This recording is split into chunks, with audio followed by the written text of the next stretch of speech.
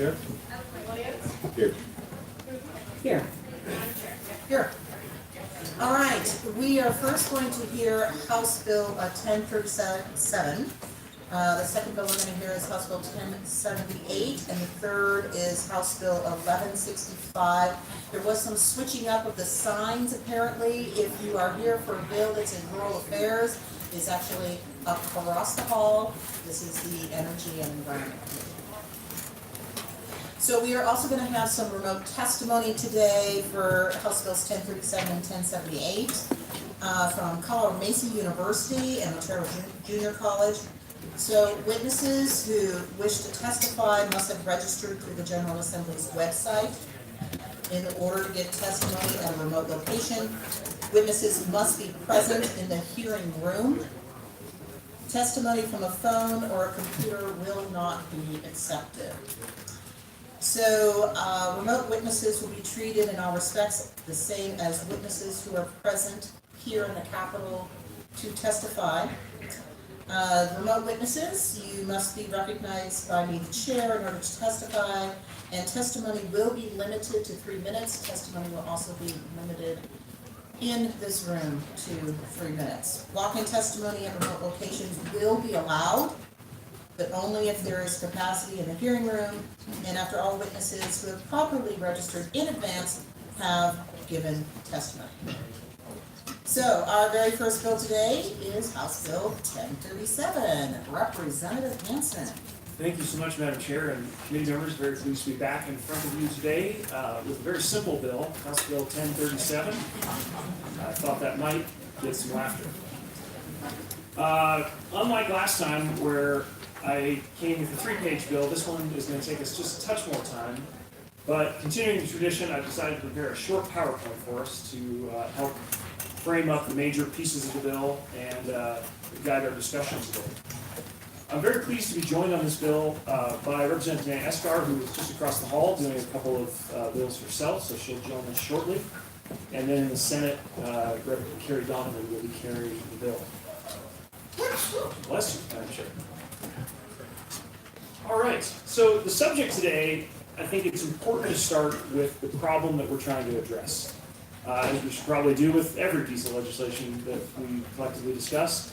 And so I start today with some of the major changes that are happening in the power sector, not only in Colorado, but also around the country and in many parts of the world. And to be specific, in the United States, we have a challenge because of an aging set of power plants, most of which use coal as their fuel. Across 43 states, there are 558 coal-fired electric generating units, which is about 105,000 megawatts. Of that total, of 330 megawatts have shut down or plan to shut down during the period of 2010 to 2025, so about a third of the installed base. And in 2016, we crossed an historic line where natural gas was actually used more than coal for power generation, and I'll give you some more historic context on that split here in just a second. The second part of the challenge is that these closures are likely to continue for a variety of reasons, which I'll spend some time on here in a couple of slides, but principally because of low natural gas prices and the incredibly rapid progress we've made in wind and solar and battery technology, which has radically lowered the cost of those technologies, and I'll give you some specifics on that in just a moment. So the challenge that we're trying to meet in Colorado is how do we get ready for this transition? We know it's coming. We can see the trend. We're about a third of the way through it, in fact, all across the country and around the globe. And so this bill is meant to address the challenge of what happens when one of these plants closes down. And how can we do it in a way that will lower costs for consumers, reduce the financial burden for the state, and have a direct set of resources to help the affected communities and the workers who are going to be impacted by these changes. So sometimes a cartoon is a good way to tell a complicated story. So I start with this. The U.S. coal plants, the idea of running the gauntlet. So the metaphor here is, how do you keep running the coal plant? Well, starting in 2010, there were a number of factors that really started to make that a much more difficult proposition. One of them was increasing delivered costs of coal, and we've seen that in Colorado. The delivered cost of the fuel has gone up. The second challenge is aging equipment. These plants, many of them built in the 60s and 1970s, are getting very old and require an increasing amount of maintenance. I also mentioned lower gas prices. That has certainly hurt the competitiveness of coal. And then you add in a number of environmental regulations and rules that have been put in place over the decades, and it creates additional costs that coal plants must meet to continue to operate. And then, of course, the ongoing discussion of whether or not there will be an eventual carbon cost. And what has that resulted in? Well, here's the historic, going back to 2001, trajectory for coal capacity in the United States. And these figures are up to date as of this past summer. So announced closures as well as current closures total about a third of the fleet, as I mentioned before. A little over 105 gigawatts compared to about 330 gigawatts of total fleet capacity are going to be retired over this 15 years. And you can see what's happened over the last approximately 15 years. So we are done building coal plants. You can see the last additions were done early in this decade, and there have been no additional coal-fired stations since then or expansions of capacity. And the story has really been about the pacing, the timing of those retirements. And you can see that that is accelerating. In fact, we've had massive announcements here in Colorado, in New Mexico, in Arizona. In fact, the largest coal plant in the country, 4,000 megawatts, the Navajo Station in the Four Corners area, was announced by Salt River Project to be closing last year. So tremendous momentum in this trend, and it's accelerating in the Rocky Mountain West. What does this look like nationwide as far as percentage? So this is a graph going all the way back to the Truman presidency, 1950 there on the far edge of the graph, and the market share of generation in the United States. And coal has consistently been about 50% for almost this entire historical period.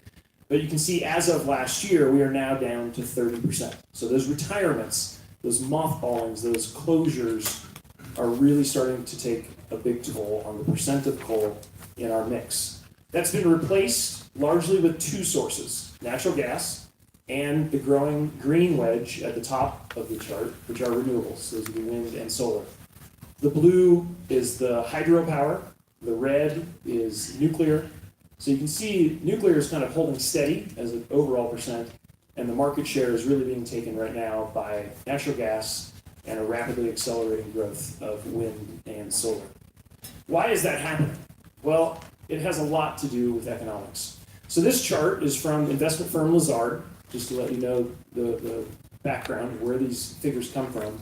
And this is an exercise that they've been doing now for 12 years. And they basically take a look at every contract they have access to across the marketplace and do a mark-to-market exercise. How much does it cost to produce energy from different technologies? And the important data points here are what has happened with wind and solar versus coal.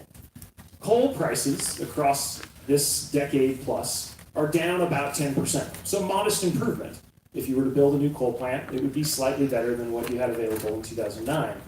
But the big story is what's happened with solar and wind. Solar is down almost 90% from where it was in 2009, and wind is down approximately 70%.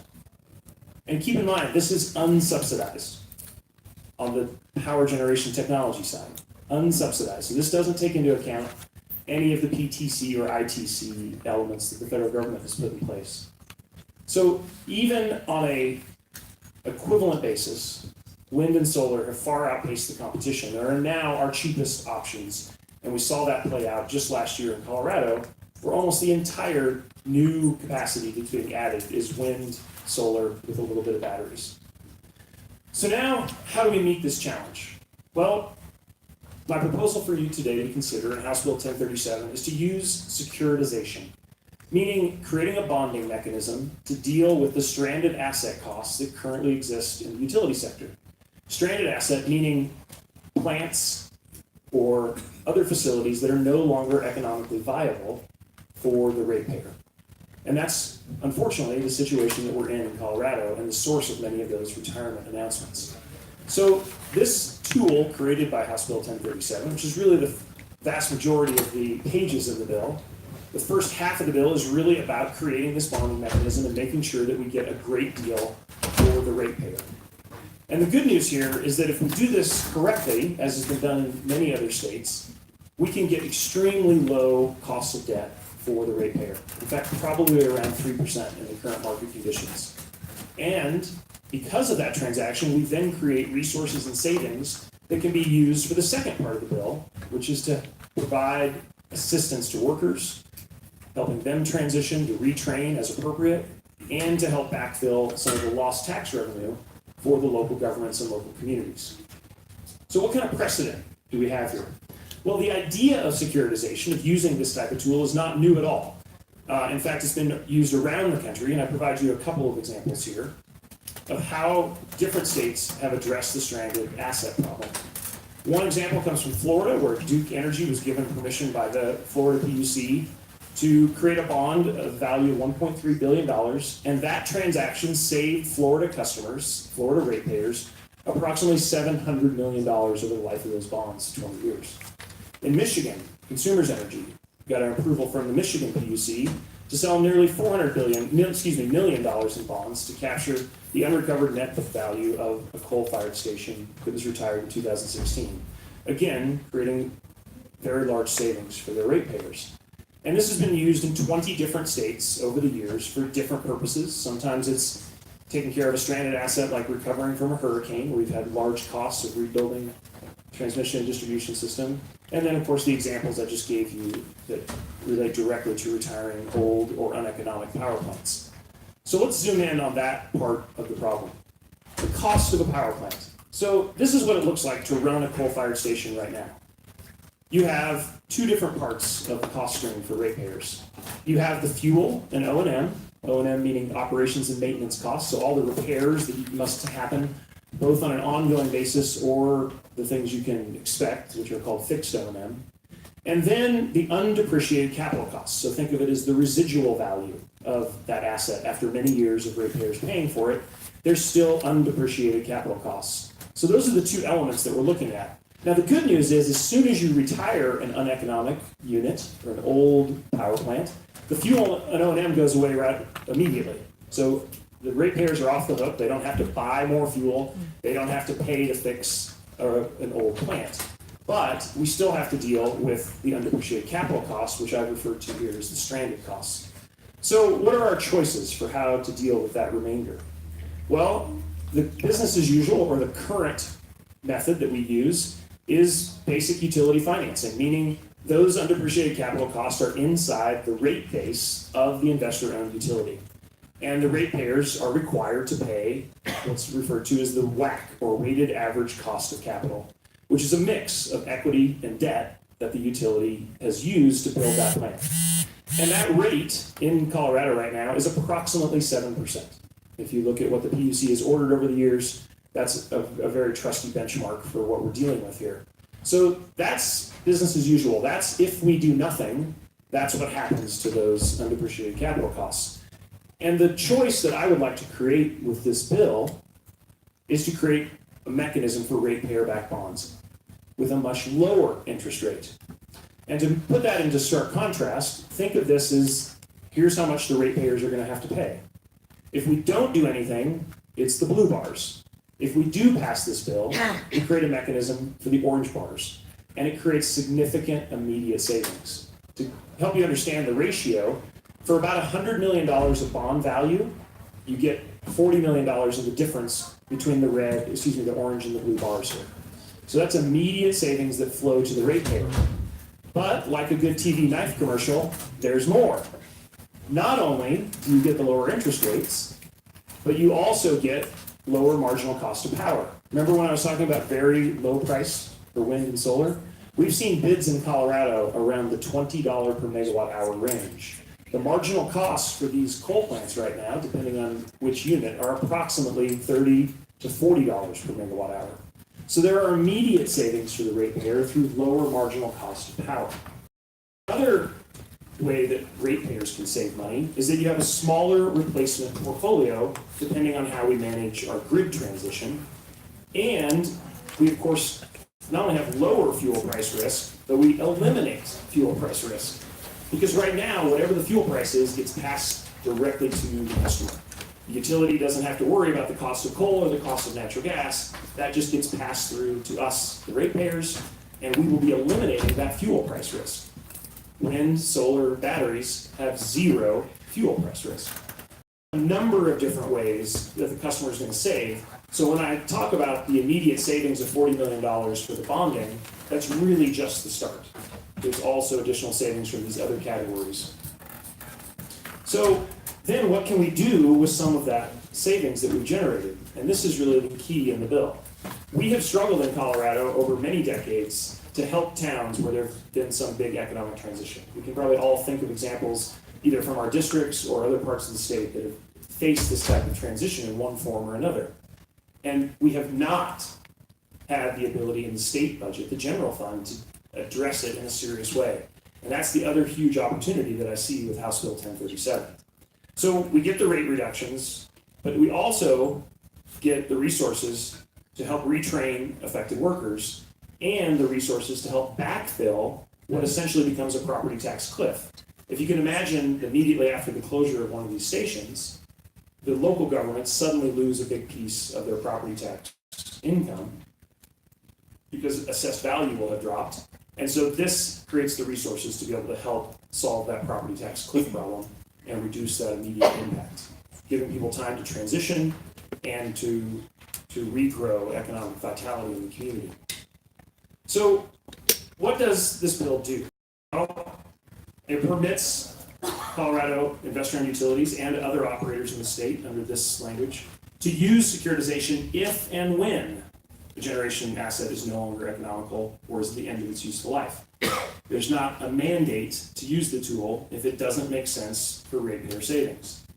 And the bill directs 15% of the savings as a minimum from that transaction to help the workers in the communities affected by the closure. And it does all of this through an enterprise approach, so we don't have any Tabor issues or any issues with state taking on any debt obligations. So completely contained within the Assistance Authority, a new enterprise created by this bill. What does this bill not do? Well, it doesn't require the use of securitization. If it doesn't make sense to use it, the PUC will not order it. It has to be an advantage of the ratepayer. It doesn't mandate the closure of any power plants. So when it's time, and this tool will be available to help everyone save money. It doesn't raise utility rates, it actually lowers them, as I was explaining, with lower marginal costs as well as the savings generated by the bonds. And it has no impact on Tabor, it doesn't create any fiscal impact to the state budget or create any state debt obligations. So let me just finish my presentation with a couple of hypothetical examples to give you a sense of the savings that can be generated. Here we postulate a $500 million securitization with some of the Excel assets. And we look at what would happen to different ratepayers under that scenario. And we look at the different tariff class. These are three that some of the folks in the room may be familiar with, some of the largest customer classes in the state. And you can see just in year one, we get immediate savings that flow to the bottom line of the companies in the state. And over 20 years, these savings can be extremely large. Keep in mind, many of these customers have $1 million plus monthly bills for their electricity. And so this increases the competitiveness of Colorado companies and has huge advantages for the economy at large. Also keep in mind, this flows down to residential customers and mom and pop shops on Main Street. But this gives you a sense of what that looks like for some of the larger rate classes. It also, in this example, generates between $30 and $50 million for worker and local government assistance that we've already talked about. And as I mentioned, immediate savings for the ratepayers on depreciation costs because you're now paying 3% on that mortgage instead of 7% under the current situation. Just a couple more slides to go, folks, I promise. Why 15%? How did we get to that level? And I think this is an important thing to spend a couple more minutes on because this is really the second half of the bill. Why did we pick that rate? Well, we did some sample calculations of what this would look like for different possibilities, different scenarios around the state. And what we found is that this level of 15% helps us to really directly address the two biggest things we're trying to do with the bill, which is helping workers to retrain and transition and to make up some of their lost income, as well as the lost property tax. And so in this example, we calculated the property tax that's paid out, and we have about half the funds available to do that, around $11 million here. We backfill all the property taxes for 5 years. We also estimated the number of workers that might be displaced in this example. Keep in mind that when a plant is closed, not all the workers lose their jobs. Some may be transferred within the company. That happens often in these cases. Some may be able to be employed exactly where they are because the facility could be reused in a different way. So that's known as repowering. But there will be some losses that could result from these closures. And so we wanted to make sure we had enough money available to do retraining and income assistance. And there you can see we've really more than covered that with this approach. Because in this example, we have $30 million available, and it looks like local impact from this example is around $25 million. So there is some leeway in this bill to make sure that we're properly taking care of everyone who's being affected by the change. I would also point out that in the current set of amendments that you have, we also postulate having that 15% be the floor and the PUC being able to raise it up to 25 if needed. If there was some extenuating circumstance, the PUC could hear arguments for and against increasing that up another 10%. So that could go up several more $1 million depending on the circumstance. And so that's the flexibility that we've built into the bill as amended, which we'll get to in a minute, to make sure that we haven't left anyone behind and that we're getting full coverage of both of these issues, both property tax, tax revenue, and worker assistance. So last slide. In summary, authorizes securitization if and when, not a mandate, directs 15% of the savings as a minimum to help the workers and communities, and establishes all of this in an assistance authority, which sits outside of the general fund, so we don't have any worries with Tabor. And with that, Madam Chair, I would be very happy to take questions.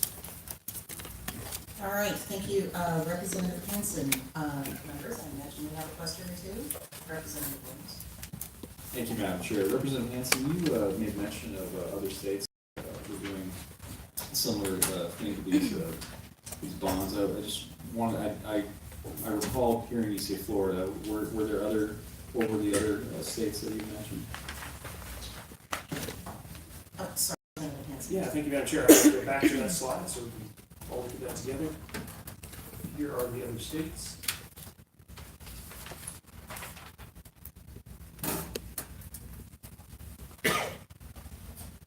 Well, I'm responding just to mention that Colorado would be the first state to use securitization savings to help workers and communities.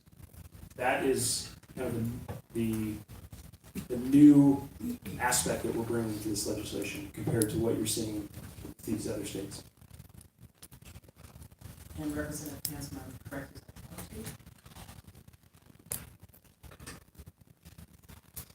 Yes, Representative Hanson. Thank you, Madam Chair.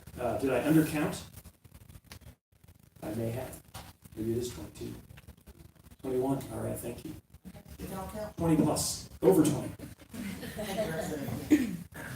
Yes, Representative Liston. Thank you, Madam Chairman. Representative Hanson, I'm just curious, so do any of the other states have, I think this provision, your bill, this authority that you are suggesting, do any other states have something like that?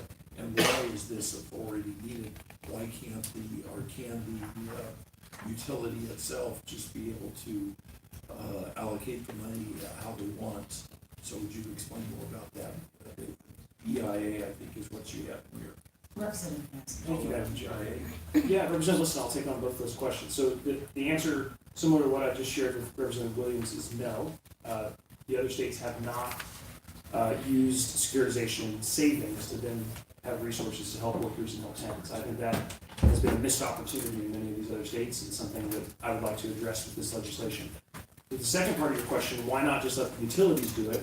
I think the answer is that this is a much better role for an independent authority to take this work on. I don't think it's a core competency of our power companies to do worker retraining. I don't think it's a core competency for them to handle property tax replacement. And this is a function that I think works very well using an enterprise approach because they have the flexibility then to tailor that spending to make sure it does the most good in these communities. All right, that is Representative Heisman. Yes, thank you, Madam Chair. It's okay, I have three different questions. Please dial up. One at a time, thank you. So Representative, some technical stuff if you'll indulge me. Read the definition, section 15A includes within financing costs redemption premiums. I wonder if you could just tell us a bit more about what that looks like in the context of the sorts of bonds contemplated to be issued here. Representative. Yeah, Madam Chair. And Representative Weissman, you asked me if I would indulge you. I do have a choice. My response, since the answer is no, I would love to join you on the same line you're looking at. Could you direct me? Okay, I'm going off of L001, since that is sort of the bill at this point. I am on, with that number, and I'm on page 5, line 35.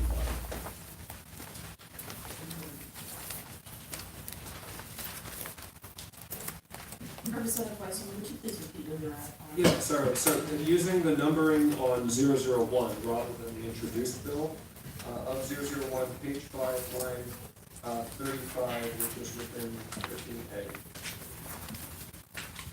Yes, I'm with you now. And so your question is, what does that? Yeah, redemption premiums, basically. Yeah.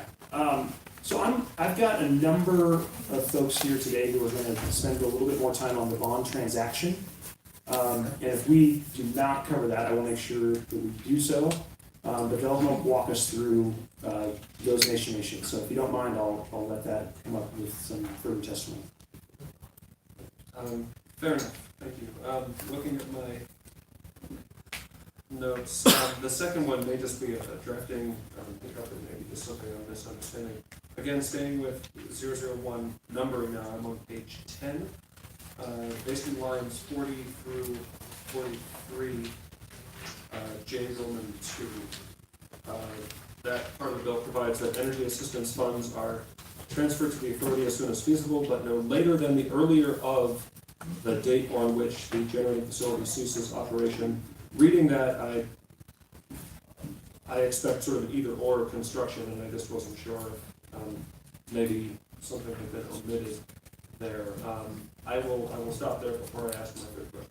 Yeah, thank you, Representative Weissman. And I may have our drafter help us chime in on that. I think the intention there was to get the funds as quickly as possible so that the Assistance Authority could begin its work even prior to closure in many cases.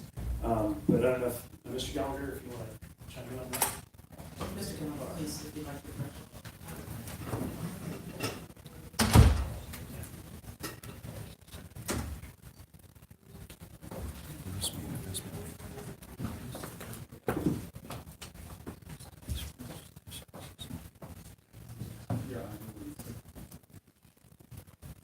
Stacy Gellner, Office of Legislative Legal Services. Yeah, I don't know if language is inadvertently been dropped in this draft, or what the other date would be, because we have earlier in the date which the electric generating facility ceased operation.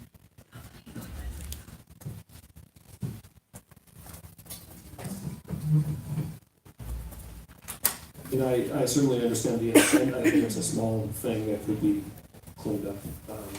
Just wanted to flag that as well. Representative Hanson. Thank you, Madam Chair. If Representative Weissman's all right with it, we will dig in to make sure it is supposed to be an and not an or. But just to share with the committee, the intent is that we would like the funds to be available as soon as possible. And so we were setting up the triggers in this section for that purpose. All right, and let the record reflect that Representative Dana Heskar is here, who is a co-sponsor. Yes, Representative. I apologize, Representative Hanson. Yeah, and Madam Chair, if we may, I know Representative Weissman has one more question, and we can take that. I would love to have my co-sponsor share a few thoughts on the bill. If you're feeling ready, finish this line of questioning, if that's all right. Yes, let's finish up with Representative. Yes, thank you, Madam Chair. So last question for now, and I am on page 17 of, again, using the L001 numbering. Page 17, specifically line 21, and I'll unpack this a little bit. So we are in section 112, 3A, Roman 2. And I'll summarize: the state pledges and agrees with holders of bonds, etc., to not reduce, alter, or impair COEIA charges. And certainly I understand the intent here is to have legal assurances sufficient to stand up a AAA or AA2 bond rating to go to 2.8%, or so that we're driving at here. On the other hand, previously in the bill, section 105(2) sub G talks about the adjustment mechanism for adjustments to COEIA charges that, as I understood it, that section could go up or down if for some reason the revenue stream is more than sufficient so as to guarantee the payment toward the bonds. There at least seems to be a possible world where a charge could be set and then go down.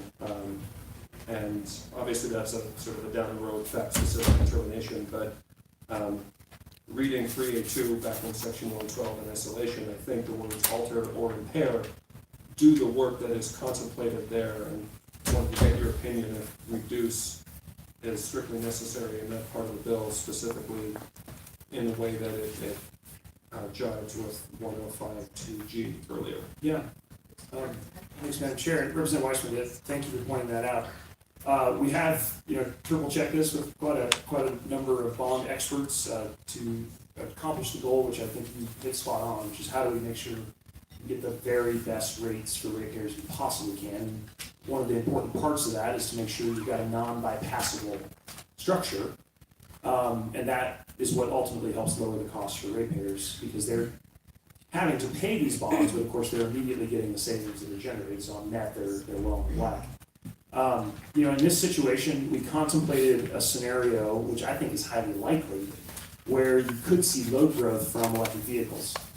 And that load growth actually would reduce the charges that would be needed for this bond repayment. And so that's why we want to make sure there was a mechanism so that if the rate base essentially expanded, we'd have a way to capture that benefit for this bonding mechanism. So that's what you're seeing in the earlier language. All right, and Representative Escar, let's have Representative Escar, share her thoughts on the bill.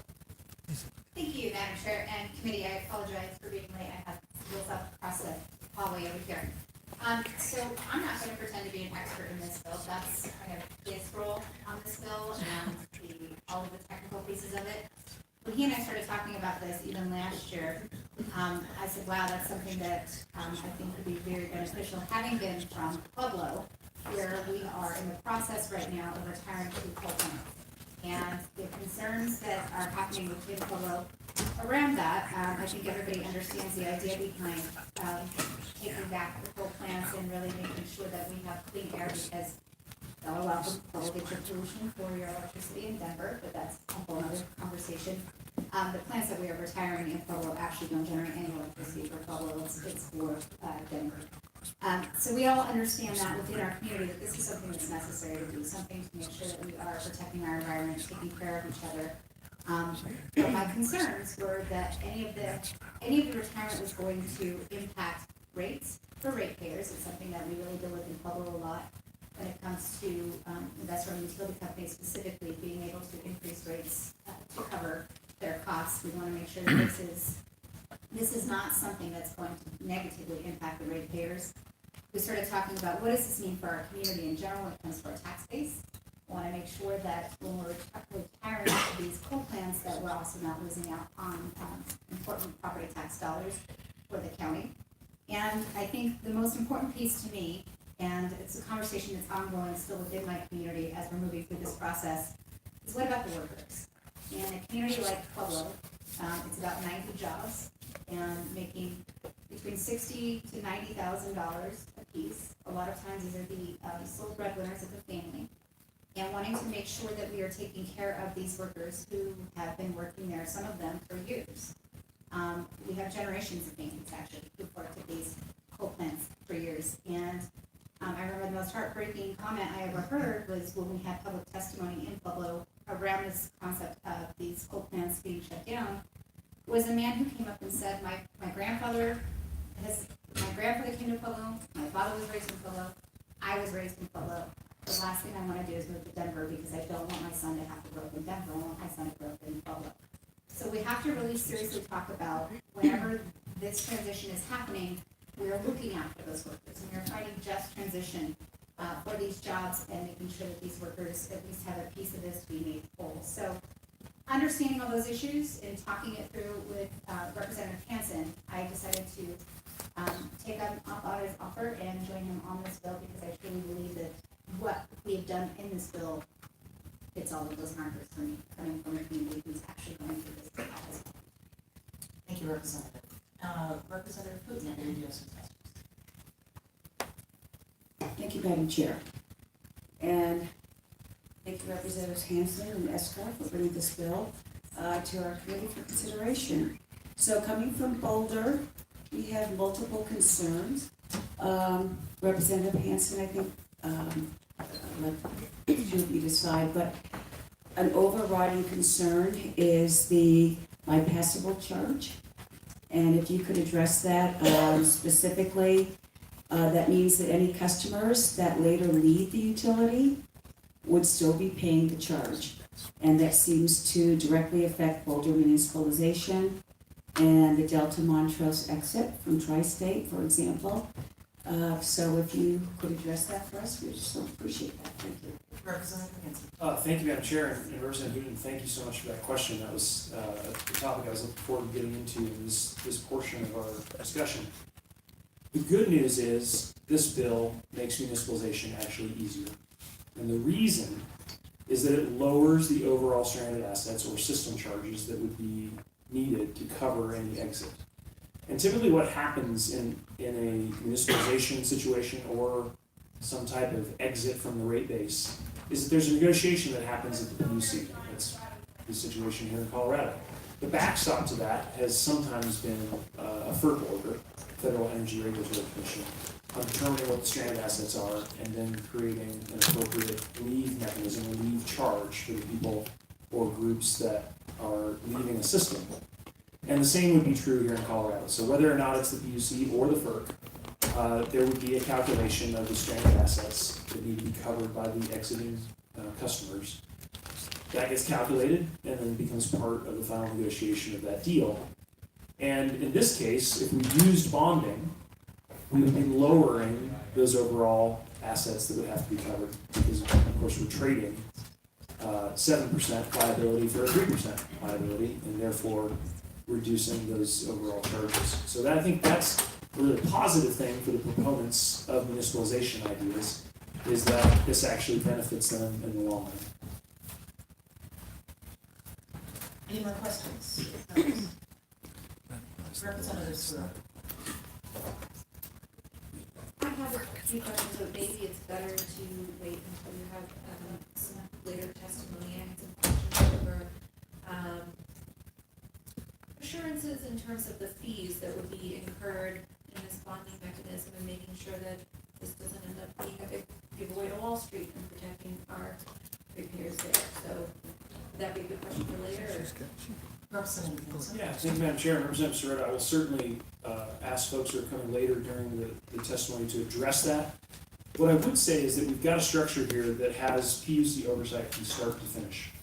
And one of the pieces of that oversight is they will be looking at every charge that gets embedded in this transaction, including the transaction costs. Now, the good news is these are high quality, low overhead types of instruments, meaning the market is very deep for these, very liquid, and there are many firms that are available to compete for that business, which keeps the overheads much lower. And so the PUC will have to review all those charges. These are typically in the handful of basis points types of charges that come with these transactions. But I'll let some of the bond experts give us a little bit more detail on that. All right, Representative Sewell. And one other question I had has to do with, I love the concept of providing a mechanism to get these coal producers out of our environment and get our air a little cleaner.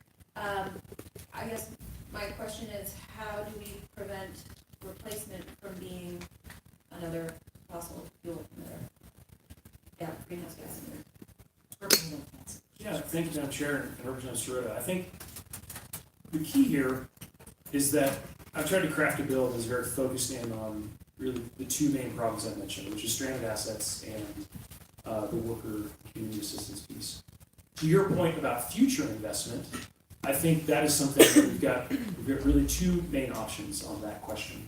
One would be different legislation that would look at expanding an RPS or emissions costs or creating some type of charge for carbon rent, lots of different policy options that we could consider on future investment.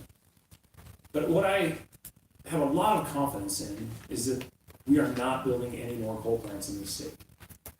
And you see that show up in the national trends, but most importantly, you see it show up in the last set of bids that Excel received in the Clean Energy Plan that we just evaluated with the PUC this last year. And all of the new capacity is wind, solar with a bit of battery. And I'm also highly confident in that outcome because of the economics that we talked about a few minutes ago, where wind and solar are by far the cheapest option for the state to generate its electricity. And so I felt like it was appropriate in this bill to really stay focused on those two main issues around stranded costs and assistance, and leave some of the policy discussion about requirements on new build to other discussions. It was simply just trying to draw an appropriate line around the bill. So this is concerning existing asset management, and we will have lots of opportunities as a legislature to think about how do we constrain future investment decisions. All right, yes, Representative Liston. Thank you, Madam Chairman. Representative Hanson, so I'm just curious, here in Colorado, there are two that I'm aware of, maybe you can enlighten me. So this would be applicable under this bill to corporations that own these utility assets. That would be XL and Black Hills Energy. Is there another corporation that this would be applicable to, or would this be applicable to co-ops? Like Tri-State or others. I'm curious. Representative Hanson. Yeah, thank you, Madam Chair. Representative Liston, so yeah, a lot inside that question. The short answer is yes, it would be available to any power plant operator in the state. Tri-State, as you mentioned, is a generation and transmission company that sells to the co-ops. For this instrument to work for Tri-State, there would be the necessity of having a ratepayer charged by its members, so they couldn't do it directly, they'd have to do it indirectly. There may be some cases in the future where it would be advantageous for Tri-State and its members to use the tool. There could be other owners that see this as advantageous, and so the way that I've crafted the bill in the draft that you have is we want to make sure it's available. Again, there's no mandate, and if it's in the best interest of the customer, because of market forces, that it's available to them. So the short answer is everybody in the state, not just the IOUs, can use this. Yes, Thank you. Okay, but I just want to make sure. So right now, investor-owned utilities that I'm aware of are XL and Black Hills Energy. Is there a third one or a fourth one? I'm not sure. Just two. Just the two. Okay, thank you. all right, thank you. Any other questions? Yes, Representative Booten. Thank you, Madam Chair. Representative Hanson, so with the ability to pay off bonds as customers, large or small, make efforts to reduce their their electric consumption, is there any threat there that the bond repayment might be extended or not as secure as we would hope it would be? Representative Hanson. Yeah, thank you, Madam Chair. It's an interesting scenario to consider. What would happen if there was a massive reduction in load in the state? I think all of the technological information that we have, all of the trends that we are currently looking at, show flat consumption to perhaps some very plausible scenarios where there'll be growth. And I talked earlier about EVs being one source of potential future growth. I think there is a very strong possibility we'll have increased electrification in building heat through heat pump technology. So I would say the balance of probabilities are on for an expanding amount of electrification in the state, as opposed to a sharp contraction, because there's no clear alternative to electrifying in those two sectors to move technology forward. But to play this out for a moment, you basically have to postulate a pretty drastic change in our economy for these bonds to not be viable.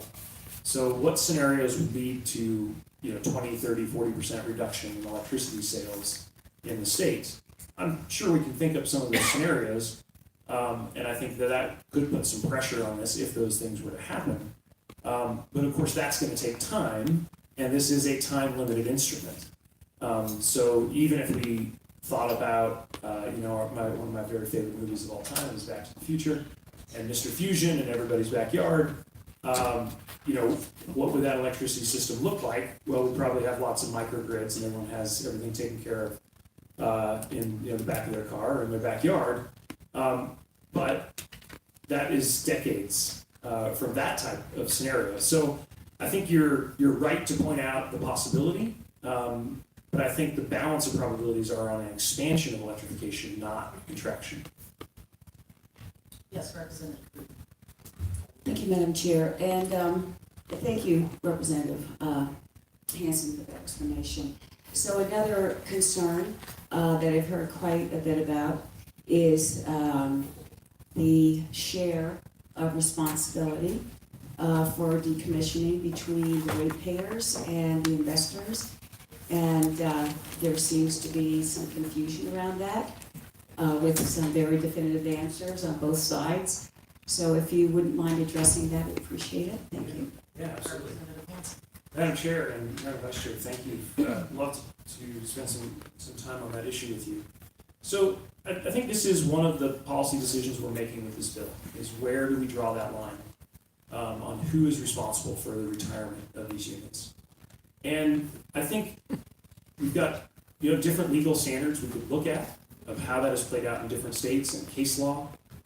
And I think the balance that I'm trying to strike here is that the ratepayers have benefited for decades from these units. The ones we're looking at have been operating for many, many years. And this is one of those things where we have to look back at a PUC decision that might have been made in the mid-60s in a couple of cases of whether or not those plants are in the rate base and therefore responsibility of the ratepayers. And that's really the crux of the problem we're trying to address is some very old power plants. And so how should those costs be assigned? And I think there's two lenses here. There's who takes care of the retirement, and then should ratepayers have any skin in the game with the part of the assistance of helping the workers in the towns. So kind of two ways to think about that question.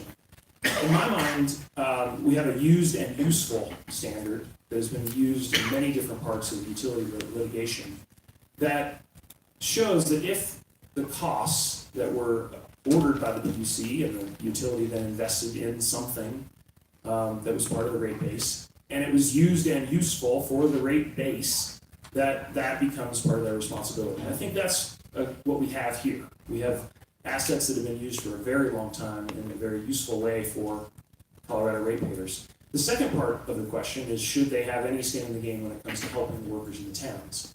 And this is also a big policy decision. Do we return 100% of the savings to the customers? Or, is this committee, is this legislature okay with using a small portion of that savings to help out, to soften some of these impacts from the transition? And I think there's a strong moral case to be said that the ratepayers in Denver, Colorado, who have benefited, say, from this electricity for decades, they bear some responsibility to help these towns transition. And so I'm really kind of making those two arguments with the bill, that ratepayers have benefited from these assets and therefore have a responsibility to help shut them down in a cost-effective way, and a moral and economic responsibility to help the state transition. And those are really embedded in the heart of this bill. Yes, Representative Putin. Thank you, Madam Chair. And I appreciate that explanation. I just would like to have a greater understanding of how in this mechanism, which I understand would be voluntary for utilities to exercise. This is not a mandate, and you've made that very clear. And so I understand that we need to have some motivations in the legislation to incentivize utilities, and I hope we strike that balance. Having said that, I would like to know if you could explain, because you have explained it in various settings, how the shareholders are, or the investors are sharing part of the responsibility, financial responsibility of decommissioning. I do understand the ratepayers piece in all of this, but if you could explain how the shareholders will also be sharing this, I'd appreciate that. Thank you. Yeah. Representative Hanson. All right, Madam Chair and Madam Vice Chair, absolutely, and thanks for digging in further on this question. You know, I think the easiest answer is really just to look at the graph we looked at before, which is right now the shareholders are benefiting from the blue, and the ratepayers are paying the cost for paying the full weighted average cost of capital. If we have this instrument in place, we are handling depreciation in a way that is much more beneficial to the ratepayer. So the shareholder is missing out on that profit. And this chart is what the utility has to walk away from to make this work. Now, on the upside for the utility, they get a chance to compete, to build new things. And that is dealt with extensively in the bill, and is going to be one of the other places where we have an important policy decision to make, is how much of the new investment should be made by different parties. It kind of goes a little bit to Representative Sirot's question about what should that investment look like. So many different things in the future and things that we can discuss here and in other pieces of legislation. But I think the best way to answer your question is really this comparison. Because the shareholders are missing out on this weighted average cost of capital, that they have guaranteed rate of return. My problem with continuing to do it this way is that it's not good for ratepayers. And if you think about weighted average cost of capital, there's an operational premium that's built into that regulatory compact. It says things could go wrong. You need to get a rate of return because you've invested equity, you've invested debt. The shareholders have to have some kind of return on that. Absolutely appropriate. But the PUC is our watchdog in a sense. They are looking carefully about which costs are under the rate base, which costs are not allowable, and they'll be doing the exact same thing here. As we were talking about the accountability across the entire transaction, not only are they looking at, are Wall Street bankers overcharging to do these bonds, but they're also taking a very hard look with the help of lots of interveners. A couple of them might be in the room today. I'm just going to take a guess. They are going to scrutinize every part of this transaction. And I think the most direct answer to your question, though, is this is where the shareholders are taking a hit. They have to walk away from the blue, exchange it for the orange, but they have the potential to compete for new investment. Representative Singh. Thank you, Madam Chair, and Representative Hanson. I'm looking at the strike over here on page 9. So it mentions that the commission may issue a financing order if they find that, and we're looking at number 4, will provide substantial, tangible, and quantifiable benefits to customers that are greater than the benefits that would have been achieved absent the issuance of EIE bonds. Question to you is there a guarantee of that? What if they're wrong? Representative Hanson. Yeah, Madam Chair and Representative Singh, the answer is there's no guarantee. And that's why we have the PUC scrutinizing this along with interveners who are able to make their case in front of the commission about whether or not this is in the best interest of the ratepayer. And what I'm putting in language here, in very clear language, is that we don't move forward if that's not the case. So absolutely not, there's no guarantee, but based on what we know about the market right now and the hypothetical example that I've walked you through, I think there's a very strong indication that there's significant savings available here if we create this tool. Representative Singh. Just a quick follow-up, and rarely, and pardon, I'm a little incredulous hearing this because centralized planning generally doesn't provide cost savings for those things. So it would be great if there was some kind of reinsurance or something that, I mean, I would feel more comfortable with this if there was somebody willing to guarantee and back it up, because I think government, has some immunity. So if they're wrong, we all just get to pay for it. Is there something that's backing this up rather than they think the market's gonna stay the same? Because I'm not getting those same indications that the market's gonna remain exactly like this. Representative Hanson. Thank you, Madam Chair. Representative Singh, Not exactly sure which direction you were headed with that question. I don't have any element in here that I can recognize as centralized planning, so I'm not sure what you're referring to there. Second, of course, the market is dynamic, and we try to craft a structure here that can respond to that dynamism. The great news is that we have economic indicators, like the rapidly decreasing cost of wind, solar, and batteries, that give us a good indication that it's a great bet to change our portfolio. That's the information we have right now.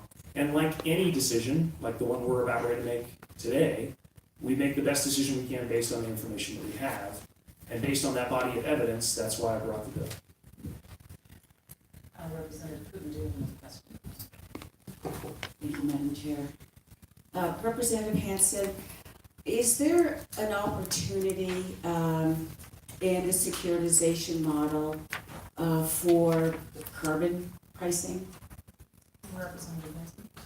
Representative Putin, are you asking in this bill, do we contemplate carbon pricing? I'm asking if there would be a possibility of using carbon pricing as part of securitization, or does that need to be a separate piece of legislation?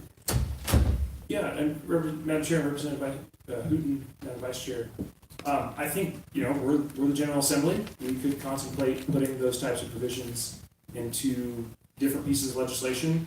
I guess what I tried to focus on here was the stranded asset problem, and then leave the future modeling or future evaluation to other pieces of legislation that we know are coming this session. If it's the will of the committee, the will of the General Assembly to embed carbon pricing into the economic modeling that is embedded in this bill, I'd be very happy to consider that with you and working on that concept. But I did want to, at least explain why I decided to draw the line in the bill where it is currently. All right. Committee members, Representative Westman. Thank you. And just to follow up on that, later on in the bill, we are in section 118 now.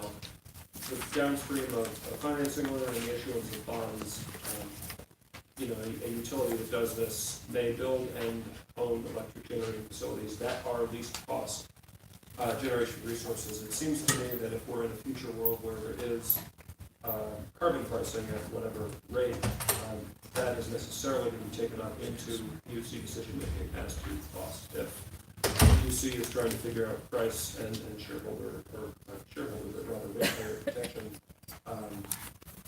they're going to add zero for solar, we're going to add zero for wind, and we're going to add a fair bit for coal and for gas. So I appreciate where my colleague is going. I didn't see it written into the bill explicitly, but I do see it there quietly contingent upon coming into a world of carbon pricing, whether state or local policy does that or both. Is that a correct way to look at this?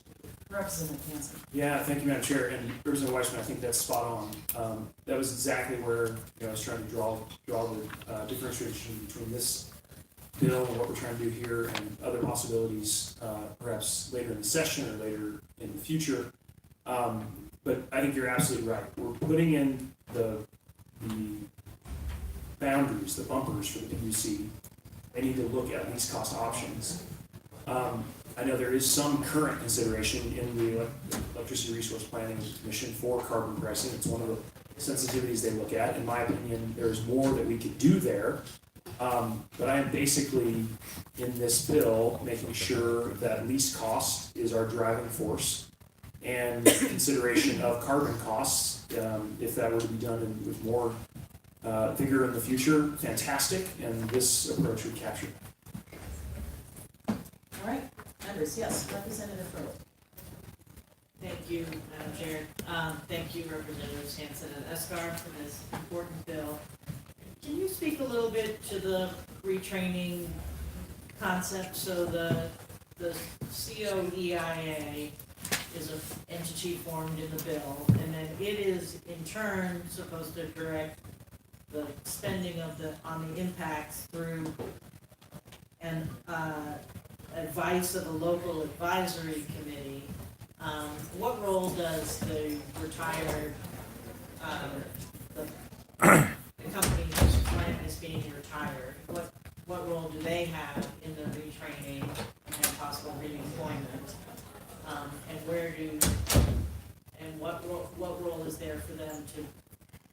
might be engaged in generation of a different type that would employ these workers. Representative? Yeah, Madam Chair, and Representative Furley, that's a great question and something we've been thinking a lot about with this bill. And in fact, the structure that we try to set up here is very flexible to take that into account. So there may be scenarios, I mentioned the word repowering, where the utility might say, well, look, we're gonna close down the current plant, but it's got a nice building and lots of transmission capacity at that site, and it would make a ton of sense for ratepayers if we were to reuse that site in some way. You could imagine lots of different ways that could play out.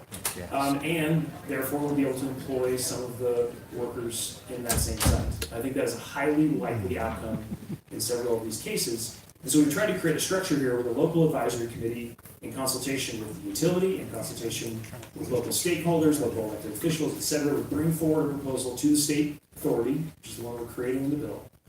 And then the authority could use a variety of tools to then fund those actions. So it could be a grant to DOLA that's contemplated here. They have some experts that could do economic development in some of these communities. This could be apprenticeships. It could be retraining programs. In some cases, it might be an early retirement package because that is what would be most appropriate for that worker. They will be calculating the property tax that gets lost and coming up with a proposal to backfill that. So all of that is being left to this authority to have oversight of. And we feel like that creates a flexible approach that could then meet the needs of the community the best, as opposed to trying to prescribe too much in the legislation. All right. Members, do we have any more questions? All right, looks like we are going then to move on to the witness phase. We do have remote testimony, representatives. Is it okay if we go to that remote testimony first? All right. I believe we are going to go to Colorado Mesa University. Grand Junction.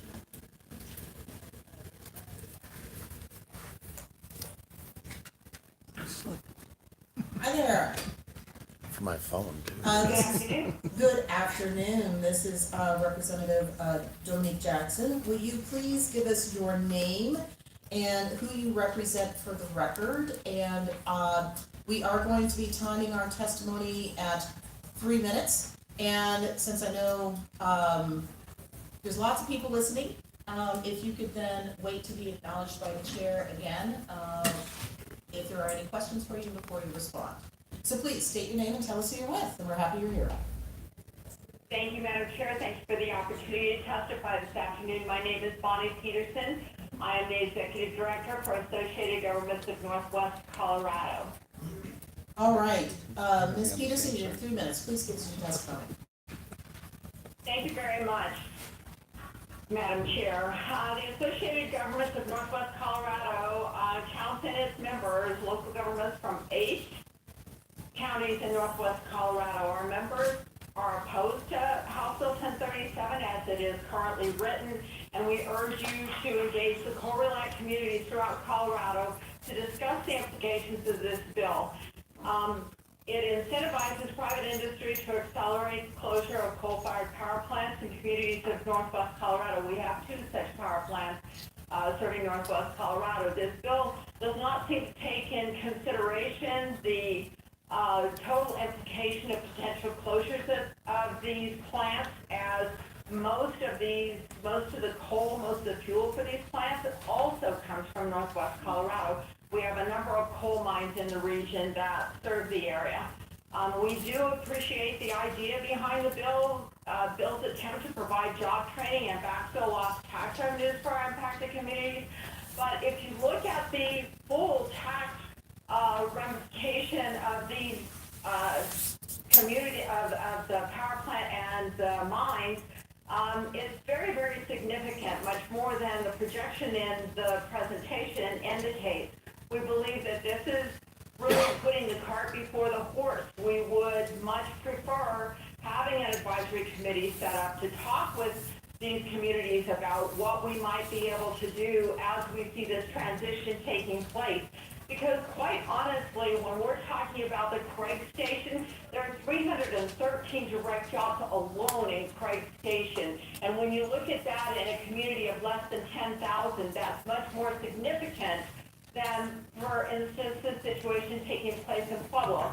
There are not jobs in Craig, Colorado to retrain those folks for. So we need to identify what industries we might be able to bring into the area that we could do that with. Our communities are working tirelessly to identify ways to diversify our economies and to find other industries to address this. We believe it makes more sense for us to be able to get to that level before we try to accelerate and encourage the closure of these plants.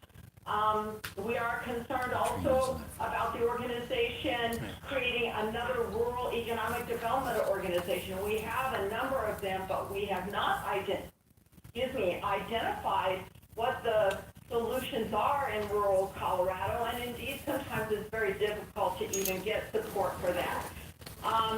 There's a school of thought with regard to this bill that power plant owners might convert these plants using an alternate source of power, but the reality in Northwest Colorado is different than you might anticipate. If we look at building solar or wind farms to replace the generation capacity for these plants, we are 60 to 70% federal lands in Northwest Colorado. Trying to get that permitted is going to take forever and probably will not happen. We have natural gas.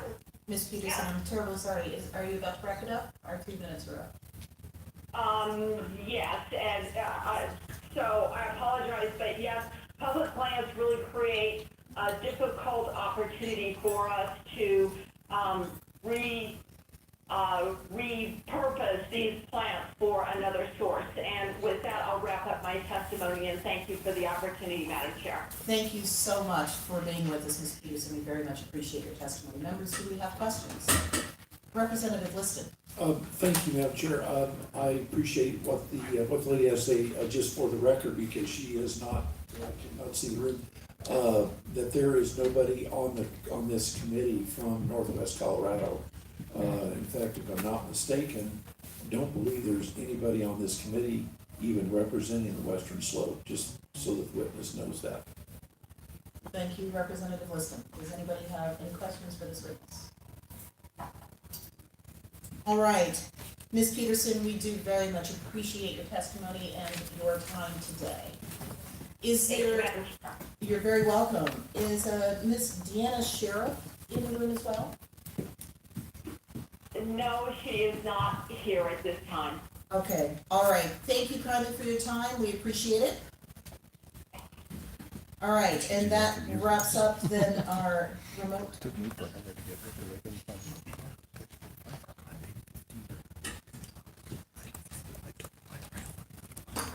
Is there anybody else signed up in the room at all? All right, seeing nobody in the room at all, we will then continue on to our testimony here in this room. Representatives, I understand that you would prefer that our opponents approach first, is that correct? All right. All right, again, we are timing at 3 minutes, and I will do my best to call you up in panels. Mr. Munger, I believe. Yes, sir, if you could please approach. Mr. Beck, I believe. Thank you, Mr. Beck.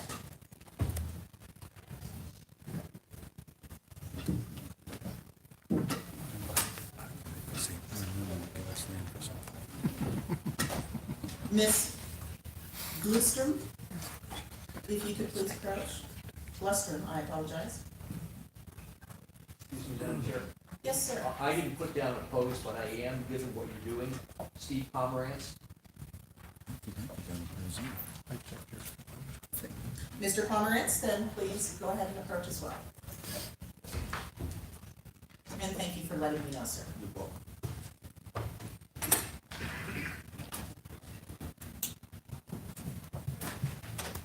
And if you have something that you would like, please hand it to our staff member here, Ms. Baker.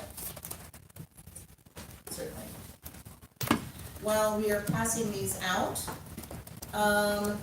let's go ahead and we will move then from my right to the left, which means Ms. Lustrom.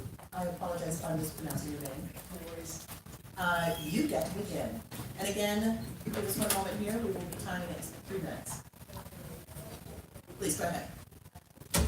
Thank you very much, Madam Chair, members of the committee. Appreciate your attention to this complex bill. I have been at this a long time. This is an old Rocky Mountain News story from 2004, same dress, same person. So I have a lot of skin in this game, as in 15 years of intense work. I definitely support the goals of the bill. I appreciate Representative Hansen's intentions, but I'm strongly opposed to the bill as written. This is complex. There's no urgency. We can take time and address the kinds of questions that have come up from Northwest Colorado. How are we really gonna do this? What do we do with the existing authorities that are there? How do we time the money so it actually arrives now when they need it, not 5 to 8 years from now, if and when it ever arrives at all? There are drafting errors in the bill, there are drafting oversights in the bill. There's no urgency, let's slow down. Now that you have your red folders, you can see the red graph. I would ask you to take that out. I've spent best part of 15 years at the Utilities Commission. These are Excel's profits, and they're after-tax profits. You can see that when we go back a decade, Excel was in the neighborhood of $200 million a year in after-tax net income. Then you can see that we are now, Excel is now well above 500. We don't have the 2018 numbers for Colorado. I expect it may be close to 600 million. I'm fine with Excel being healthy. This is excessive, and the important thing to know is that most of this was driven by expenditures on coal plants since 2006. It would take a lot more than 3 minutes to counter, frankly, all the errors and omissions made by Representative Hansen, but this is a really critical one. He implied that this bill is just for money that was spent on coal back in the 1960s or 70s or 80s. That is absolutely not the case. I've watched most of that. We had a 2,000-page prudence review at the Utilities Commission that said, don't do this, it's the wrong resource, you're gonna regret it long before 2070, when Comanche 2 is supposed to operate till Excel moved to strike it, and the Utilities Commission allowed it. So this concept that the Utilities Commission is the watchdog, bless them all. I work with them, I love them, I appreciate them. They're incapable of doing this. Comanche 3 was excess capacity on top of the 1,000 megawatt reserve margin, on top of planning for the peak hour of the year. If you have Excel constituents, they have been paying for all of that. These hundreds of millions of dollars are coming out of their pockets. So please, they're not here today. They didn't rearrange their work schedule 5 times the way I have, taken vacation yet again. But, you know, low income, to use the governor's word, working families. These are the people who pay. If you were to take some time with the red folder, you'd realize that we actually look at the legal questions around accountability, which are so key. I've given you just the first pages. You can find them some more. There's no reason to take the principal amount and assume that customers have to pay that. They should be able to share, and when you read that, and when you read the Supreme Court decisions, I've asked many times to get the actual legal analysis that Representative Hansen has referred to. It's been promised to me, it's promised to me again on Friday that it would come over the weekend. It didn't come. And so I would just really ask that you slow this down, have a true stakeholder process, and let's get the facts straight, because respectfully, you have not really heard the story today. So thank you so much. Thank you so much for your testimony. And members, we will go through the entire panel and then have questions. And Representative Hansen, if I might ask you to remove your cups so that the members who are sitting at the table can see the little red light. Thank you, Henry, I do appreciate that. All right, Mr. Longwood, I believe, please identify yourself and tell us who you are. Thank you very much, Madam Chair. I'm Doug Munger. I'm an 18-year Rock County Commissioner, and this is very vital and dear to my heart. We has been the largest coal-producing plant, largest coal-producing mine in our county for the last 50 years. We also have the Hayden Excel plant in the generation plant in our county. I've provided to you some information on some tallies, and again, this is why I'm here. the 15% in 5 years, it's setback to local governments, isn't gonna cut it. We just passed a brand-new bond election in our Hayden school this last year. A $1.9 million bond payment, and the power company's coming up with 1.1. And, you know, and again, this is the magnitude of the effects that I'm seeing, gonna see in my county. I'm a little bit offended at the negativity of my coal industry and the rest. Right now, you could go to the Hayden Power Plant and eat an egg off the floor, and, you know, in the generating station, you know. And my plant in Hayden, Colorado, went through major transformation in the early 2000s. And it's attached on the back where we added NOx, and one of the cleanest fired power plant in the western United States right now. Yeah, my biggest objection right now is the incentivizing of the decommissioning of the power plants and picking winners and losers. And again, I am being bought into the issue of climate change and the rest. I'm a 4th generation rancher, and I live it and I live it and do it right. We're the original conservationists, and we try to do things right. And yet, I feel like we're on the tote here for taking care of the world's climate change problems in northwest Colorado by having this. Again, this isn't, my impacts, direct impacts to Route County alone, to my citizens and my schools, would eat up 50% of what Representative Hansen has allocated for money. So, you know, this is some innovative ideas. Like all of us, I want to go to the switch and make sure the electricity goes on. At the same point in time, I'm not that confident that as some of the others are, of the amount of reliability that we're going to have on solar, wind power, and the battery generation. I think we still need to have the backup of my coal-fired power plants.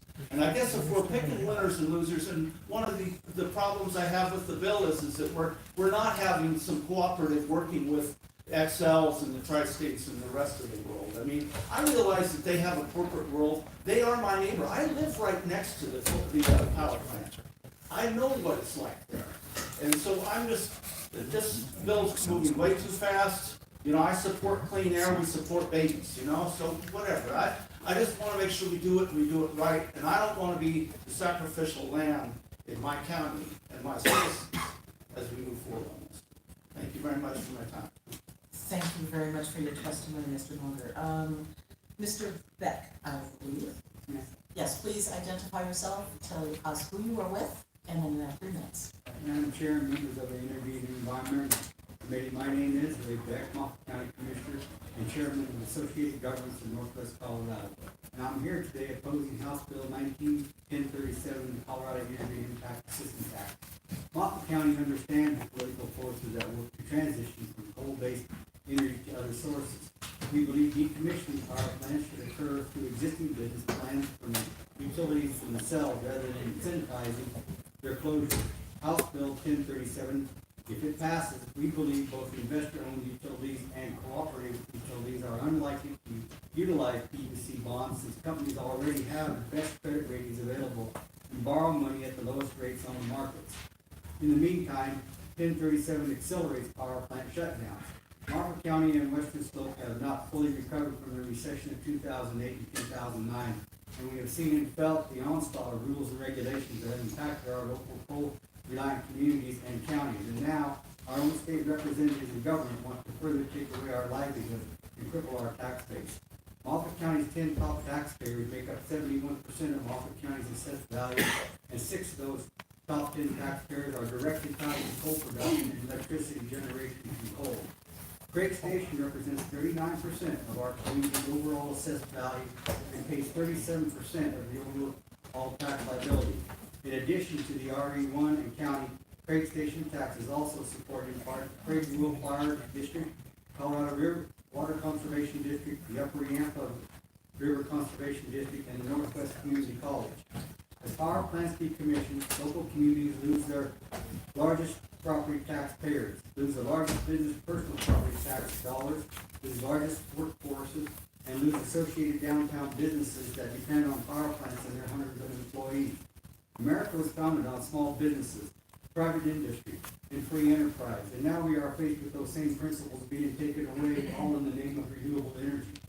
In the bill, it states it would include payment of retraining costs towards apprenticeship programs and skilled workers programs in Colorado facility workers. While the bill seems to be well-intentioned, we do not believe that those hundreds of employees and or their families will stay in our communities, leaving them with only one option, and that's to find a job in other communities and or other states. As for the scrutinized ratepayer-backed bonds, the economic burden of repaying those bonds falls squarely on the ratepayers in that service territory. Rather than accelerate coal-fired generation plants through legislation, we would encourage our leaders to come together, working with our local communities and help identify opportunities for economic diversification and bringing those businesses and job concentration to help our local economy and get back to where we need to be like we were back in 2002, 2009. I thank you for your time, and I would ask that you kill this bill. All right, thank you so much, sir, for your testimony. Mr. Pomerantz, can you please tell us? For this purpose, I worked down here at the legislature in 1983, wrote some bills related to energy in the PUC, and was nominated to be on the PUC by Governor Lamb. I was turned down because I said I didn't want to see Colorado build any more coal plants. So I think my credentials with regard to clean energy are pretty much impeccable, and I have actually done any number of other things with regard to that. I proposed securitization must have been 6 or 7 years ago. By the way, I do not disagree with most of what Representative Hanson said with regard to the context for this. There are some issues with the bill, serious issues. I proposed it, but this would be part of the conversion of Colorado to a system with consumer choice and competitive power providers. I handed out a map to you, I'm sorry I didn't bring enough of them, but you will notice almost every state that uses securitization also has customer choice and competitive power, not a Colorado system with a regulated monopoly. Based on such a system, we would much faster convert to renewable energy and at a much lower price. The option is to persist with what this bill actually supports. It is what I consider to be a conflict-laden, relatively inaccessible, profit-driven, slow model where every time there's an issue, it gets fought out at the PUC in a quasi-judicial process, which is almost inaccessible to normal human beings. My suggestion is that we put this bill on hold and only pass it when it is tied to real systemic change that gets us what we want in the cheapest, fastest manner, and where we, the citizens, have some say over it. And there are plenty of models to follow. There's full consumer choice, which is the states that are marked on the map. We could have Excel run the transmission and distribution system, but divest itself of generation.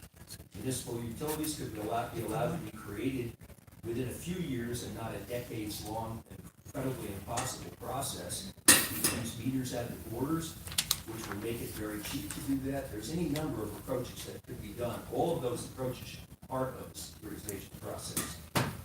Now, as to the cost differential that was discussed, Excel has zero risk right now. Let's be clear. In 2000 Clean Air, Clean Jobs Act, it was proposed that there be no post facto prudency review, which means $400 billion is going to get paid off by this bill for no good reason. Just a couple other points. The non-bypassable portion, stranded assets is FERC's job, not PUC, contrary to what Hanson said. And this is going to end up in the courts. There are Tabor issues with the compensation for property tax, using the proceeds to compensate workers for retraining. And there are other questions about the least cost investment process. Mr. Pomerantz, can you wrap it up, please? Yeah, with the least cost investment process, they're going to end up with not being least cost, because as soon as you let the utility buy any of these assets from the proposers, nobody's going to bid. This bill needs a lot of work. Thank you, Mr. Pomerantz. All right, members, do we have any questions for any of these witnesses? Yes, Representative Geithner. Mr. Pomerantz, I think you can consolidate some of your points at the very end. I'm sorry. If you could go back to, I think, the last 3 points you were trying to make. Yes.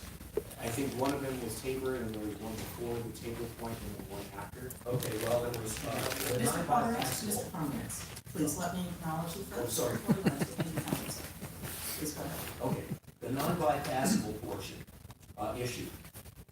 This is aimed at utilities like, places like Boulder that wanna leave. We wanna leave from practically ever, but finally we're getting around to do it. We've been trying for 10 years to create a municipal utility. This would leave us on the hook for all of these assets that are shut down. These are not stranded assets, so it's clear. Stranded asset is a power plant that's running, they can't find customers. And the FERC, the Federal Energy Regulatory Commission, is who gets to decide about whether a municipality that wants to create a community has to pay for some or all of that. Once the power plant's shut down, it's not stranded. And so the question is, wait a second, it's not a transmission cost. So how can the state try to allocate that cost through transmission charges, which are FERC regulated, to these cities? You can't do it. Then there's, the other point was, there was that one, there was the Tabor issues, okay. So, job retraining. Now, that's education. You fund education with taxes, not a fee on utility customers. You get my point? You know, I'm not gonna sue over it, but you can bet there's gonna be somebody that will. There's also a Tabor issue with this thing about compensation for lost property tax. Come on. You're gonna charge utility customers to pay somebody else's lost property tax, and you can consider that a fee, and you don't see a Tabor issue? You know, that's gonna be a Tabor issue, somebody's gonna sue the state. Are those the ones? Members, any other questions? Representative Liston. Thank you, Madam Chairman, and I guess this would be addressed to Mr. Beck and Mr. Munger.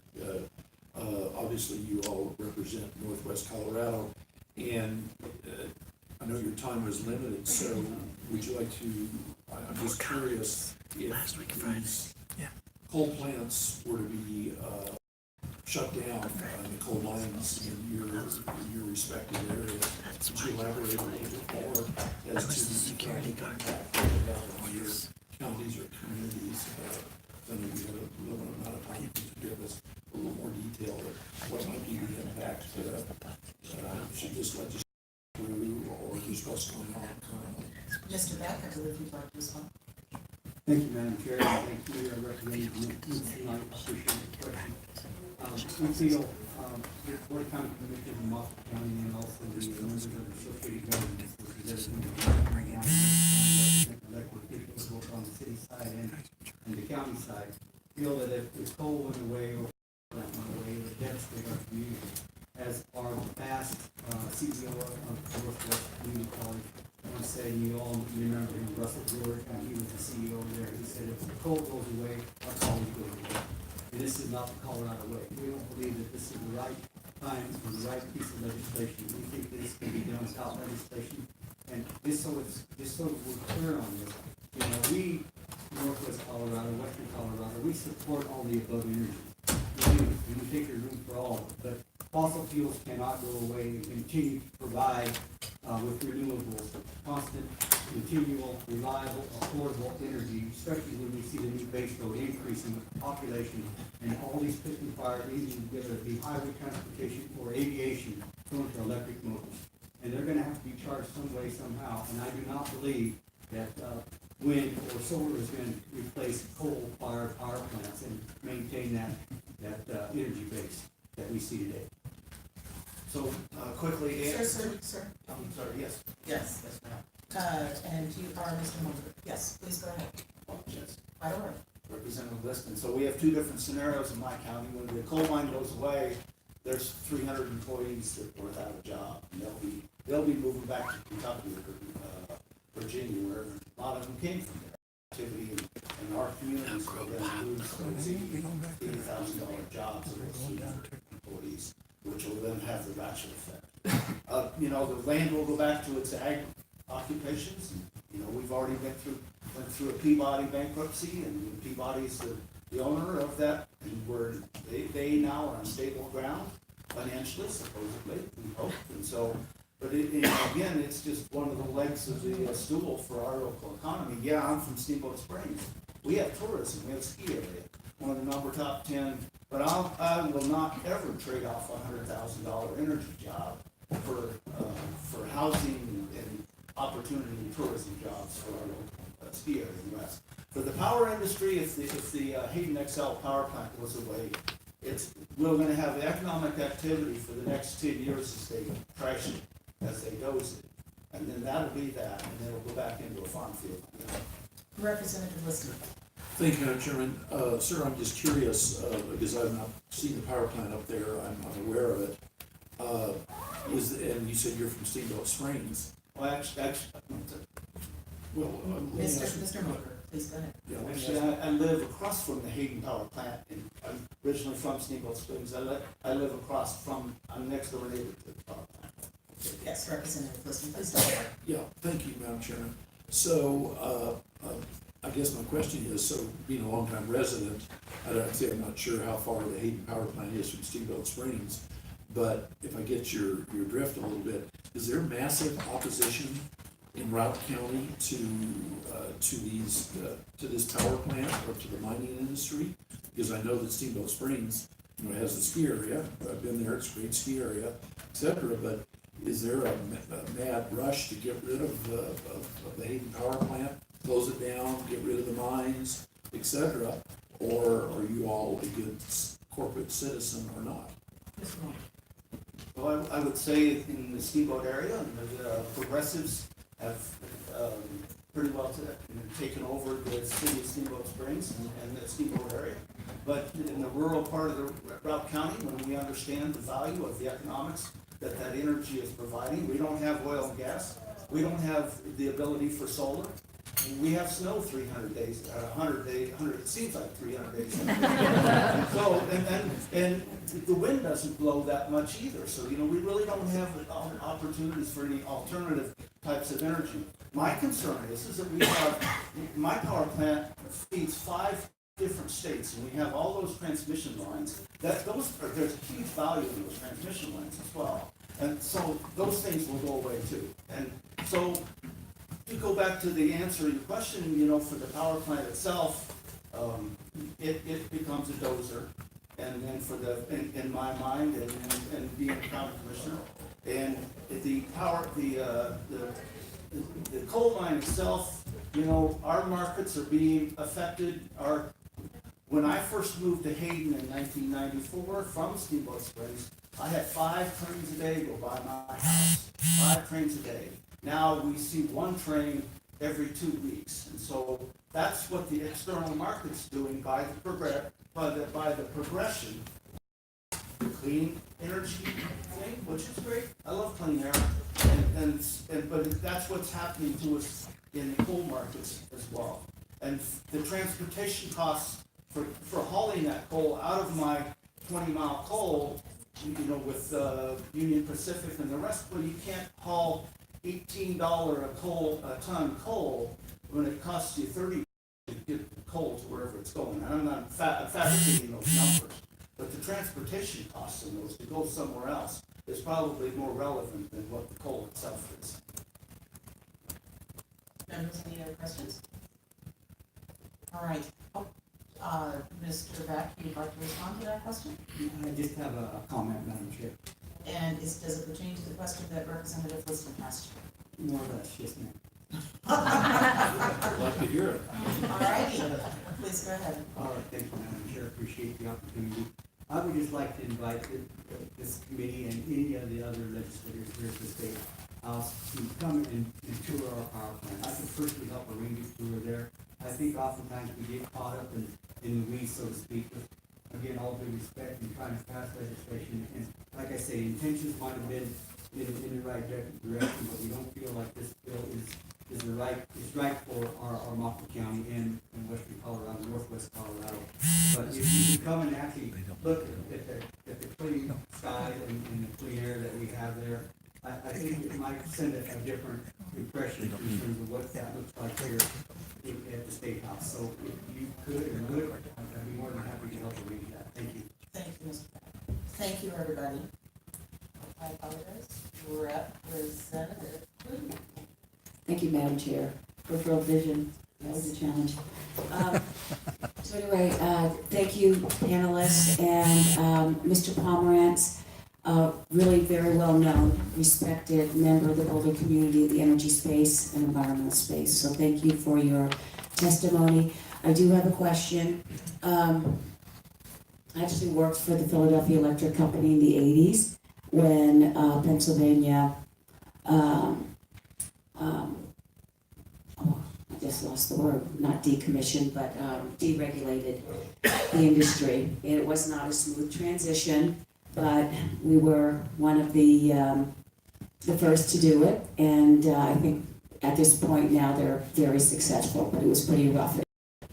My question is, you mentioned consumer choice. A lot of states have great success with that.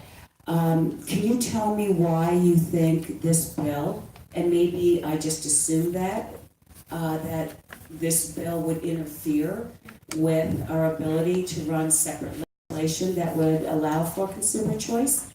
Yes. Thank Mr. you. Pomerantz. Sorry, thank you for the question. Representative Hu. Right here. The issue isn't securitization per se, because as you have seen, any number of states have used securitization and have consumer choice. No, the problem isn't that. The problem is all the rest of it. That is to say, the money goes back to the utility.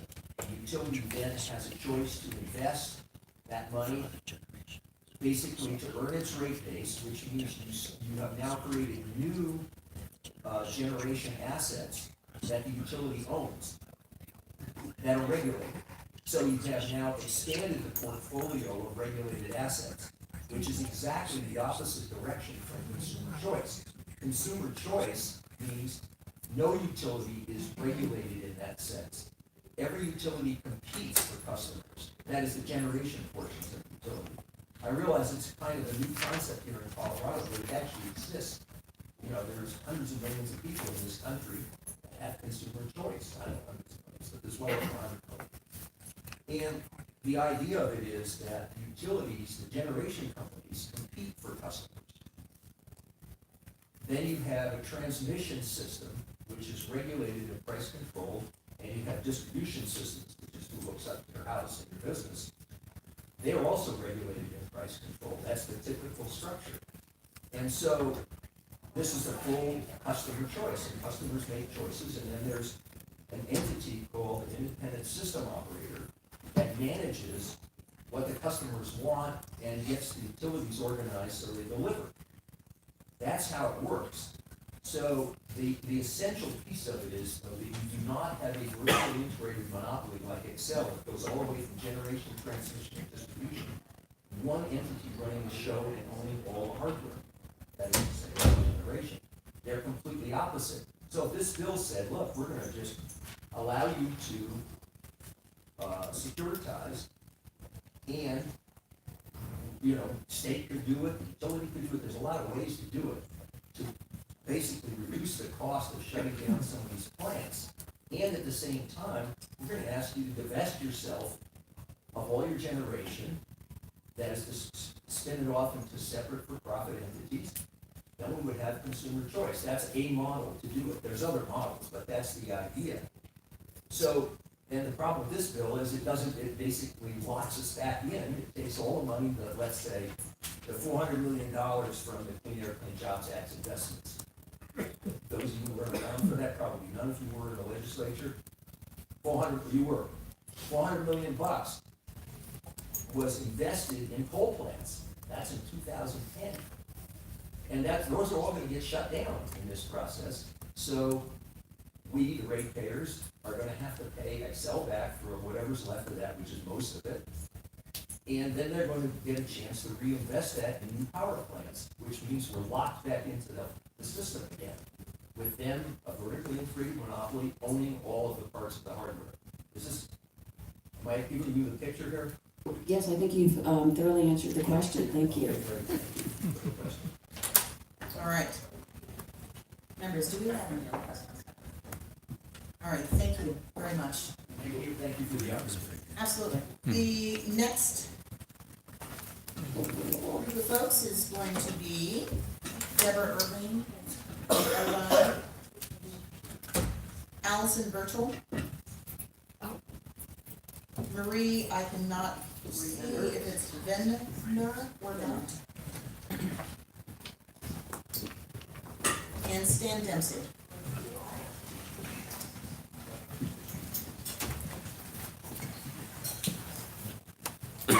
Madam Chair, I'm Allison Burchell, and in the interest of your guys' time and patience, Steve nailed my argument so well.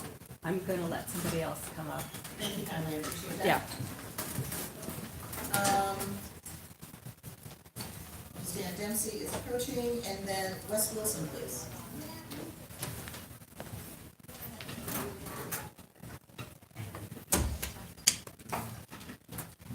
All right. Could you, we are timing again at 3 minutes. Could you please state your name and who you're with? I'm Deborah Irvin, I'm from Breckenridge, Colorado, and I'm representing myself and some others that couldn't be here today. Madam Chair, I have the honor of being the Republican candidate for House District 61, where the coal industry once flourished and subsequently the surrounding communities. Our low sulfur content coal is exported to mix with the lesser quality coal in other states. One of my most poignant experiences was getting to know coal industry employees and their families. Opponents want to see the elimination of fossil fuel energy altogether. This is not realistic, and communities will be greatly impacted. Support and service companies are at great risk of shutting down, from suppliers and retail to real estate. House Bill 191037 speaks of transition assistance for a community affected by the closure of a power plant. My biggest concern is that proponents of this bill have a transition time period in mind and will then walk away from a community that will be forever negatively changed. Pragmatically speaking, the millions of dollars in severance taxes will not be replaced, most certainly, for instance, by tourism. For fiscal year 2017-2018, Colorado enjoyed over $126 million in severance tax revenue.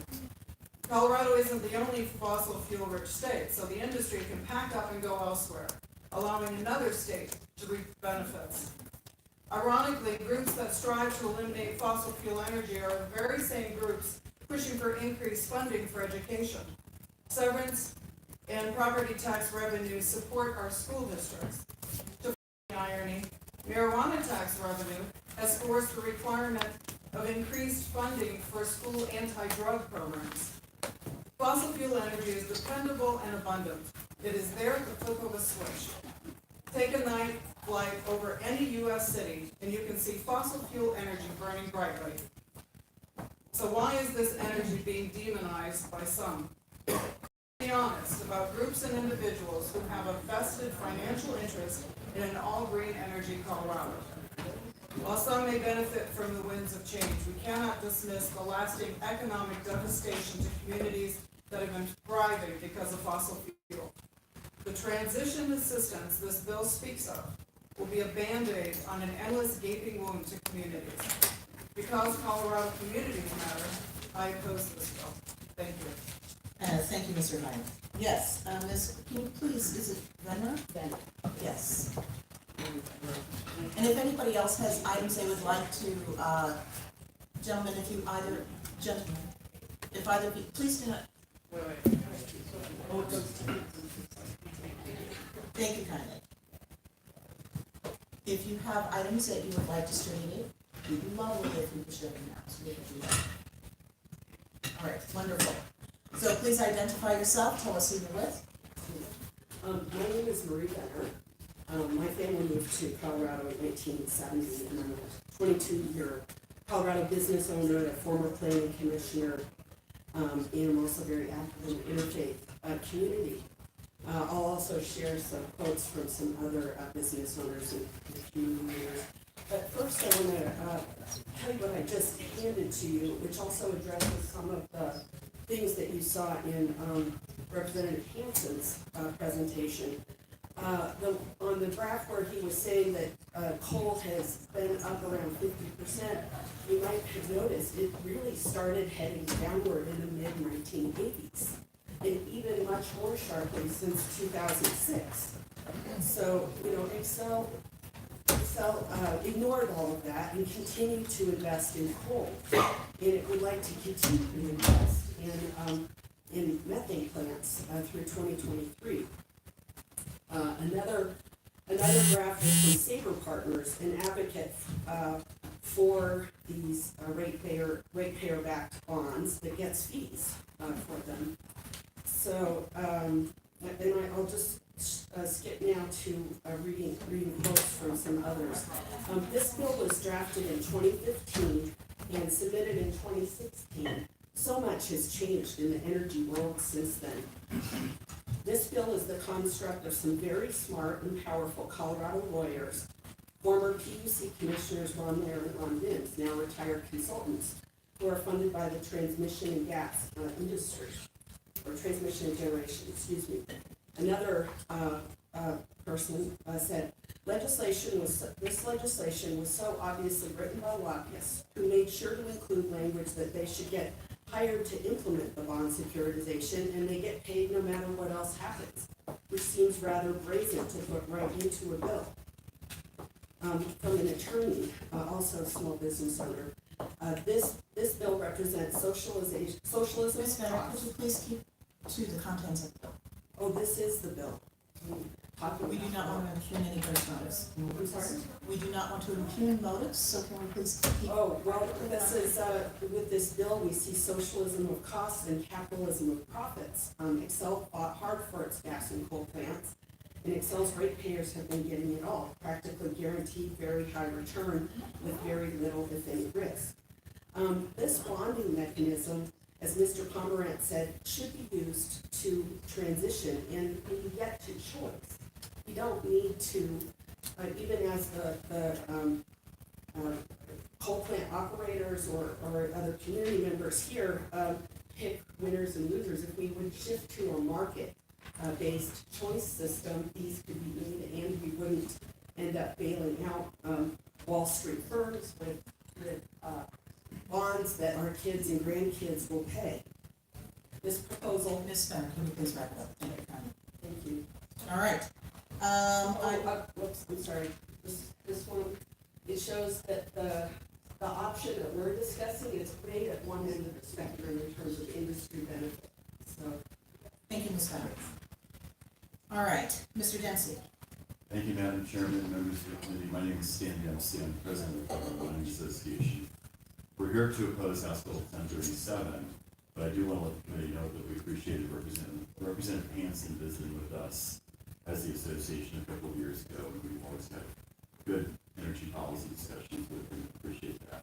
Colorado has 6 operating coal mines, most of whom supply coal to electric generating plants that use coal. And we don't support the early premature retirement of coal-fired power plants. Coal, and I could spend 3 hours talking about this, but I'll take 3 seconds, that coal is very important to Colorado.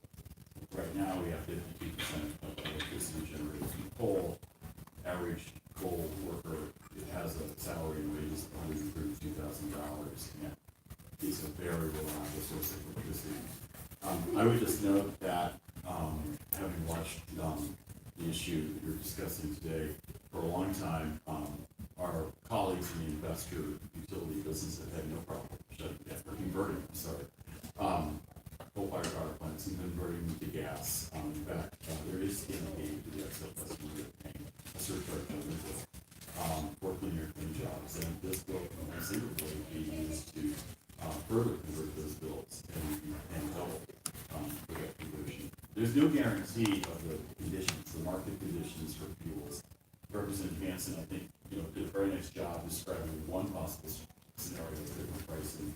I would just add, in 2007, natural gas was about $13, $14 an MCF. When market conditions change, tax policy changes in terms of taxing traditional fuels and taxing renewable fuels.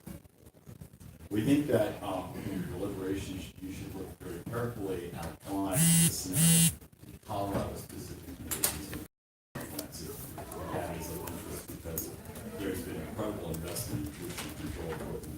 you heard that the newest power plant using coal was built in 2004, Comanche 3.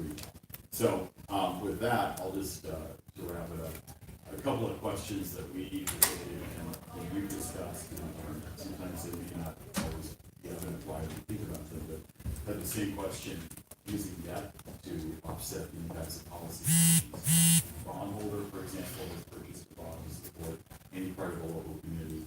Does that bondholder know the risk? And should the ratepayers be the ones who offset perhaps the effect of public policy changes? And so, finally, the issue of should this bill facilitate a change in the way that an electric utility is purchasing new capital equipment? That is a big change. And with that, I'll wrap it up and thank you for your time and indulgence. Thank you, Mr. Johnson, very much appreciated. Mr. Wilson, please identify yourself and tell us who you are. You have 3 minutes. Thank you, Madam Chair. My name is Weston Wilson. I'm a science officer for the Beat the Change Colorado nonprofit. We've heard from several who think that coal plants will not be done. I think that train has left the station. When coal plants retire, and they surely will, by 2040, according to the Department of Clean Energy Studies. The question is, who shall pay? According to Mike Boyle of Energy Innovation, the utility's decision to invest in coal may have been imprudent. Disallowing recovery of stranded costs for imprudent investment is a legitimate option. This bill assumes that the PUC and FERC would transfer all the remaining debt to the ratepayer. And it requires those ratepayers to pay, not the stockholders. That includes even ratepayers like Boulder that would sever from Excel, but they would have to pay because of the non-bypassability rule. This bill sets a bad precedent. Will Colorado bail out the hundreds of millions of dollars in oil and gas cleanup liabilities? Will Colorado bail out the shuttered natural gas electric plants that have yet to be built? You know, natural gas is worse for climate when the leak rate exceeds 3%, according to the Environmental Defense Fund. Colorado's leak rate is 4%. California in 1996 did some limited, similar securitization in ROC bonds. They limited it to 10 years. Why should Colorado ratepayers pay off for 30 years?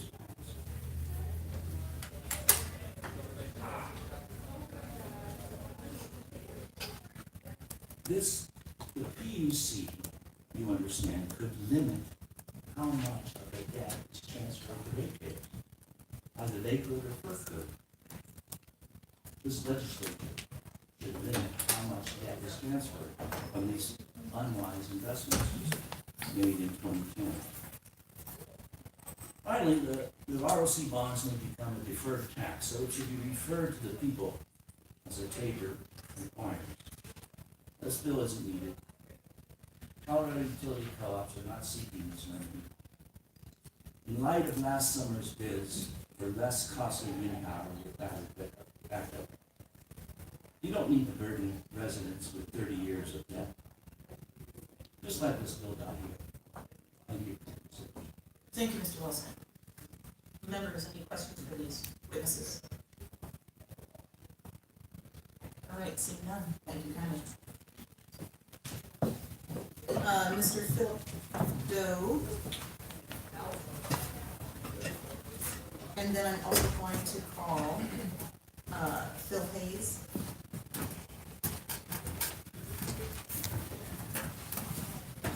Gabriella Stockmayer,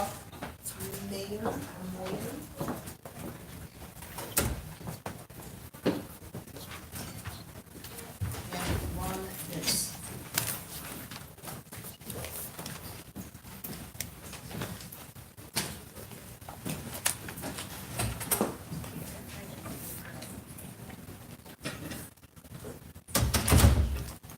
Thank you all, and Mr. Doe, we can begin with you again, on testimony at 3 minutes. I wanted to be good at screen, because I had it on the same side. I haven't always. My name's Philip Bill, I'm environmental director for Lead Change. Here's my testimony, I sent to earlier today, it wasn't that many years ago, that many of us were down here opposing Excel's desire to build the largest coal fired plant in Comanche County. Excel won, and has spent over $1 billion on Comanche 3, which opened in 2010. Excel received over $300 million in annual rate increases to help pay for the plant.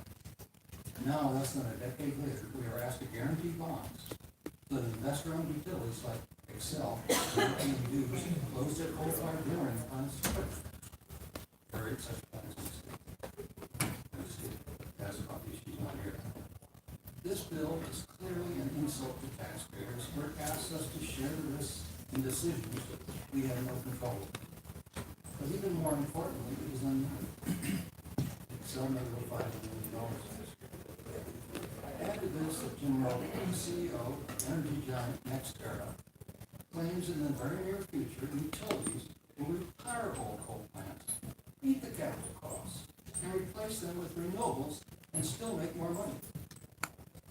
This seems counterintuitive until you realize that operating costs for Comanche 3 were estimated to be $1 billion over a decade. Coal is heavy and dirty and must be transported long distances at great cost. Wind and solar, on the other hand, are free. Cost certainly doesn't get any better than that. Robo's company, incidentally, was the low bidder on Excel's latest request for a utility-sized plant. Their bid was for windless storage. Their bid not only be coal, but natural gas. Please don't get this wrong. Despite Comanche 3, we have to believe that Excel and their other utilities in the state have competent economists, and they can figure it out for themselves. They don't need our assistance, and it shouldn't be offered. The really big issue with regard to utilities is to not allow fossil fuel plants of any kind. These plants have a life expectancy of 40 or 50 years. If we allow them to go online now, Governor Polis's campaign promise of 100% renewables by 2040 will have been subverted, made a lie. For those workers get replaced by renewables, the severance tax should be raised. We have the lowest severance tax in the West. Effectively, it's less than 1%, 0.6. North Dakota, directly to the north and east of us, has an effective tax rate of 9%. We have a lowering cost to the public in the state of maintaining over 100,000 oil and gas wells. That industry is going to grow. It's going to fall upon us to do it. You can raise the severance tax, you can pay to retrain these people, and you can put it in a trust fund for maintaining these wells, which cost at a minimum about $85,000 in and they have to be reclosed fairly often. That's a substance, not complicated. All right, thank you, Mr. Young. Ms. Stockmore from Marta, please introduce yourself and tell us who you are. Thank you, Madam Chair. My name is Gabriella Stockmore. I'm an attorney with the law firm of Dixon Davis, and I'm here today on behalf of Colorado Independent Energy Association, CIEA is a trade association of independent power producers. CIEA's members build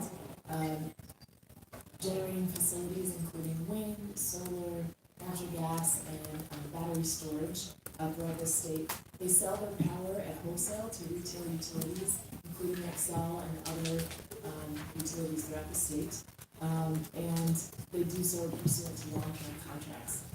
CIEA generally supports the introduced version of the bill. This is because CIEA supports Representative Hansen's goal of retiring old coal generating facilities and replacing them with newer, cleaner sources of power. And we believe this should be done in the most cost-effective way possible. In recent decades, independent power has supplied as much as half of the power on Excel's system. We believe that independent power can and should play a significant role in providing cost-effective power in the future, including as replacement for Excel's aging coal fleet. Just this past year, thousands of megawatts of independent power were selected in Excel's electric resource plan, including to replace replace retiring coal.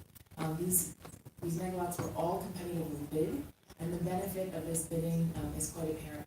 There were record low bids and record low prices that are definitely to Colorado ratepayers' benefit.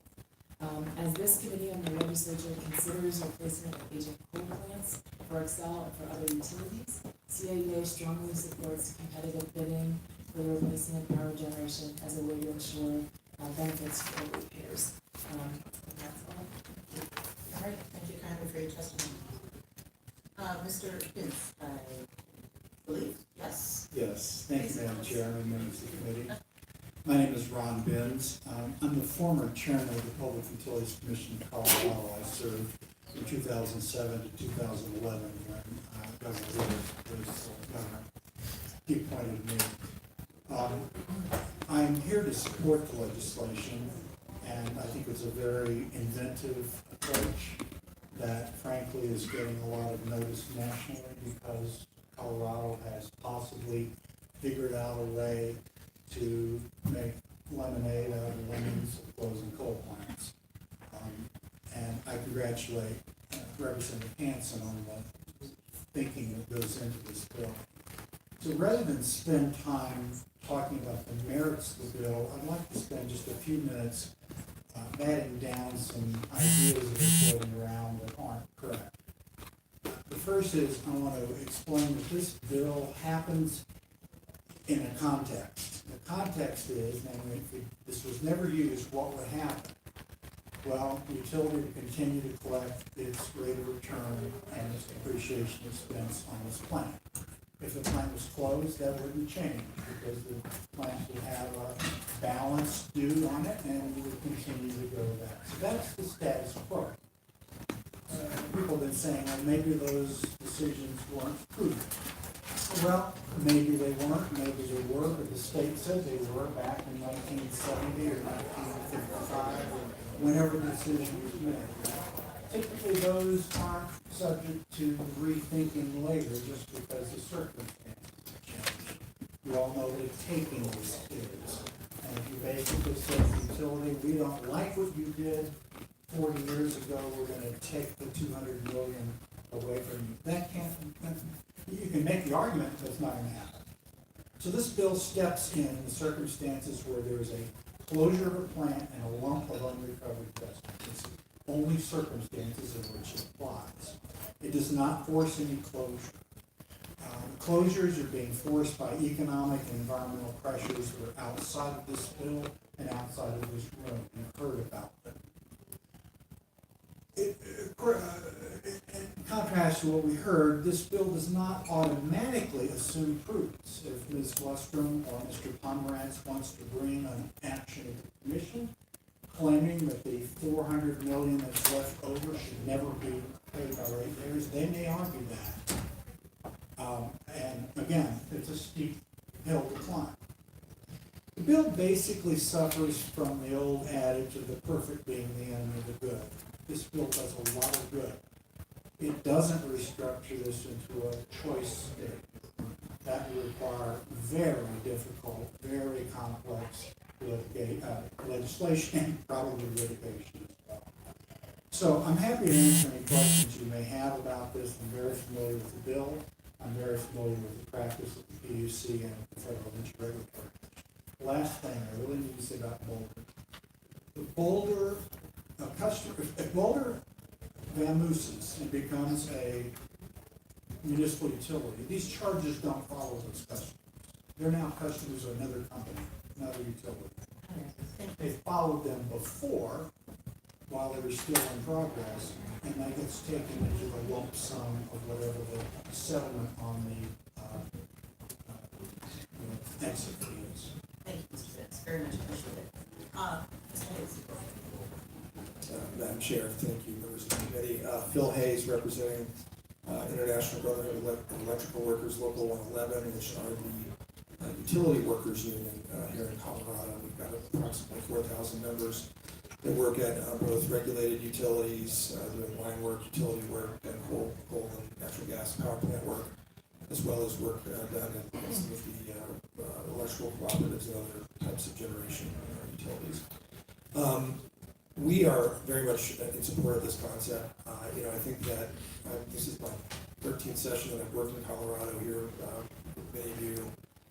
We have done a pretty amazing job expanding renewable energy and looking at the future in that regard. I must say, across the board, we've done a pretty terrible job of actually having a real forward-looking plan that accounts for the workers that are stranded in fossil fuel plant jobs and what will happen to them when we make these transitions. I think the good news is that we have very creative ideas in this bill. I really commend Representative Hansen and Escar for being willing to come forward with a creative solution that at least gets the conversation started about what we do with these types of workers and how we help them transition to new jobs. Make sure they have a pension, make sure they can retire with dignity, all those wonderful things. I appreciate the comments of the previous witness who said I think we do have some criticism that maybe forcing a conversation about whether or not this is a situation of the perfect being the enemy of the good. We have a couple of things that we're going to be working with the sponsors on to try to figure out if this passes and a utility takes advantage of the securitization, how do we ensure that the workers that need the help the most are the ones that are actually getting the resource, not the ones that don't need the help. And I think that's an ongoing discussion that we're going to be having with the sponsors. But having said that, Madam Chair, I see no reason why this bill should not move forward after today, and we're happy to keep engaged in the conversation. Thank you. Thank you very much. Members, do we have any questions? Representative Wiseman. Thank you. I think maybe this is best for Mr. Jones. So in terms of looking out for consumers here, there is the existing mechanism for appeal of a final PUC agency action, and there's a little bit of amendment language to sort of further clarify things. It looks like, if I'm reading the statute right, it's a little bit different appeal, and then you go directly from district court to the Supreme Court. You don't have a trip to the Court of Appeals. I wonder if you could talk a little bit about how that goes. Obviously, in a general way, there's no active matter here, but the concept that a system of recovery must be just and reasonable goes back in utility law to at least 1944, in my understanding. And to me, that's the bedrock here, notwithstanding all of the assurances that are set forth in the text for bondholders. And it should be, and it must be, and that is basically a matter of federal law, which would supersede if it needed to. So maybe you could inhabit the mindset of a critic of a financing order. What, for everybody's edification, what does that look like when somebody questions a docket at the PUC, when the PUC nonetheless approves a financing order, and somebody exercises their right to challenge that under that part of court? Mr. Chairman, President Weissman, thank you for the question. Start at the end of it. You were asking about the Supreme Court appeal aspect of this. The reason why that accelerated appeal path is that at the point the appeal will be made, all the parties are ready to issue bonds and start looking for bondholders. They don't want to wait a couple of years for this to find its way up to the courts. That's really the key there, because it won't work if it's indefinitely delayed. What would be appealed, as you said, would be the accounting order that the commission issues. In order to have that order issued, the commission must find substantial and verifiable savings compared to the status quo ante. In other words, if you compare the bonding path to what would we do if we just continue letting this asset like we normally do, with some assumption about rate of return going forward, you get 2, 20, 30-year streams of payments. You do the analysis and say this one's better than that. That's the essence of what the commission is going to be deciding. There's a lot of detail, which is actually second order, about cost of issuance and all those things. Important, not the central issue. So I can't predict what an appeal will take on these issues. The statute is very clear what the commission must find. And if someone wishes to say, well, the commission might have, first of all, they didn't address this issue, that's obviously a problem. But they make a finding and someone wants to challenge that, that goes to the court in the usual scheme of, I mean, Chevron deference is what we call it. From a U.S. Supreme Court case where the administrative body with expertise is presumed to be acting with, if it's acting within the scope of its expertise and authority is presumed to going in advantage. So an appeal could blow up the whole thing if it ends up taking a long time. That's, I guess, oftentimes one of the reasons people make appeals. If the commission is heard quickly by the Supreme Court on this, the Supreme Court would be testing the elements of the commission's compliance with the statutory requirements. As a former chairman, I look at those requirements and I know what I have to do. So I would expect that a commission who is capable and interested in getting a good result would, in fact, follow the law on this. Representative West. Thank you for that. Next question I think is best for Ms. Stockmeyer. So speaking for independent producers, so right now Excel wants to bring capacity online, could be solar PV, could be wind, theoretically it could be solar thermal, price points aren't quite there yet. What I hear you saying is in a future world with a financing order, you want to be able to compete. Let me stop there. Is that a fair summary? Ms. And representative, that is correct. Independent power producers, and particularly members of CIEA, are part of the competitive bidding process that exists now. And we just continue to see all of the benefits that come with that. Lower prices for ratepayers, more alternative energy, and more creative ways. For example, in the last ERP, there were also the bids for combined storage with solar with battery, and so I think that generally we just believe that competitive bidding should be a part of the solution because of how we still have that fits in general. Sure, thank you. And I'm familiar with PPA architecture and how those things go. Reading, I'm just going to refer to the amendment, and I believe there is an amendment to that, an amendment which I believe you've seen. I mean, as I read either version of the language, independent producers, are still at the table. That the guidepost here being least cost generation. I mean, I'm with you. I think that there should be competition in these things. If you have a member out there, or if there's a non-member producer for that matter, who can bring on a new, let's say, megawatt wind farm cheaper than Excel can, it's a good thing for the customer. And constituents too. I guess if we could drill in a little bit more precisely to the text, I hear the point you're making, and I have to agree. I don't see you as foreclosed out of that as I read 01 or 03. Understand you may still be working with the sponsors, but I would invite your comments specifically. Ms. Stark. Thank you. And I will actually say that today I'm commenting specifically on the introduced version. We have not had time, and it's not had time to parse through the amended, and so I'm not prepared to say, but I think just the point from us and from our members is that it should be, competitive bidding should be part of this, and it should be real competitive bidding. Representative Kidd. There we go. Hi, I think this question is for Mr. Benz, and I guess my question is, and if you're not the right person to answer, just let me know.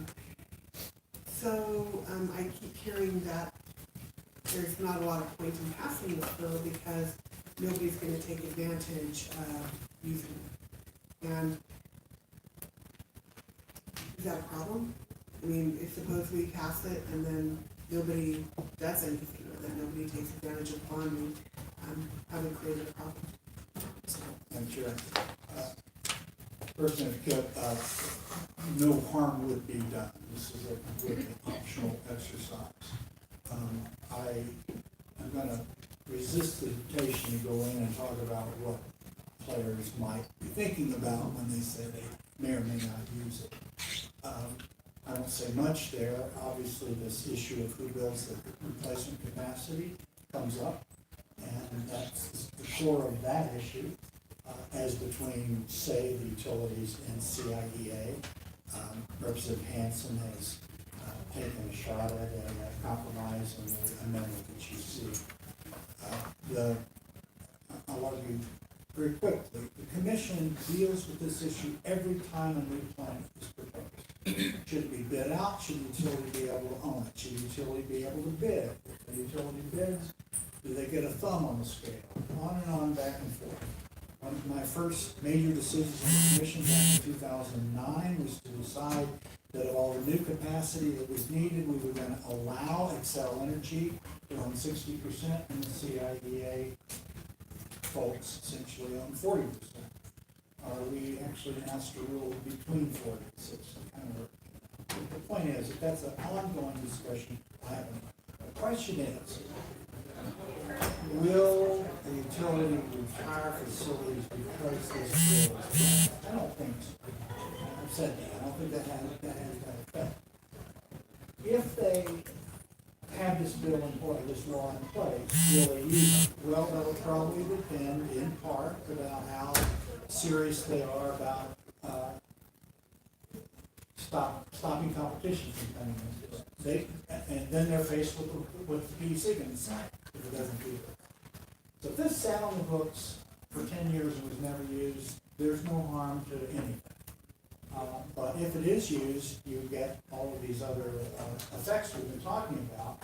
I think it's a very salutary situation. And eventually, I think we're going to hear from public service today. You can ask them some questions. Members, any other questions? Thank you, Carly. All right. We now have Amelia Myers.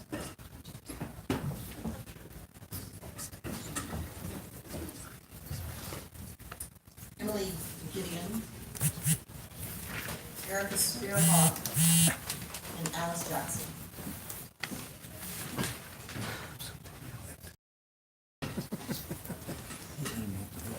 It just sits in the middle of music.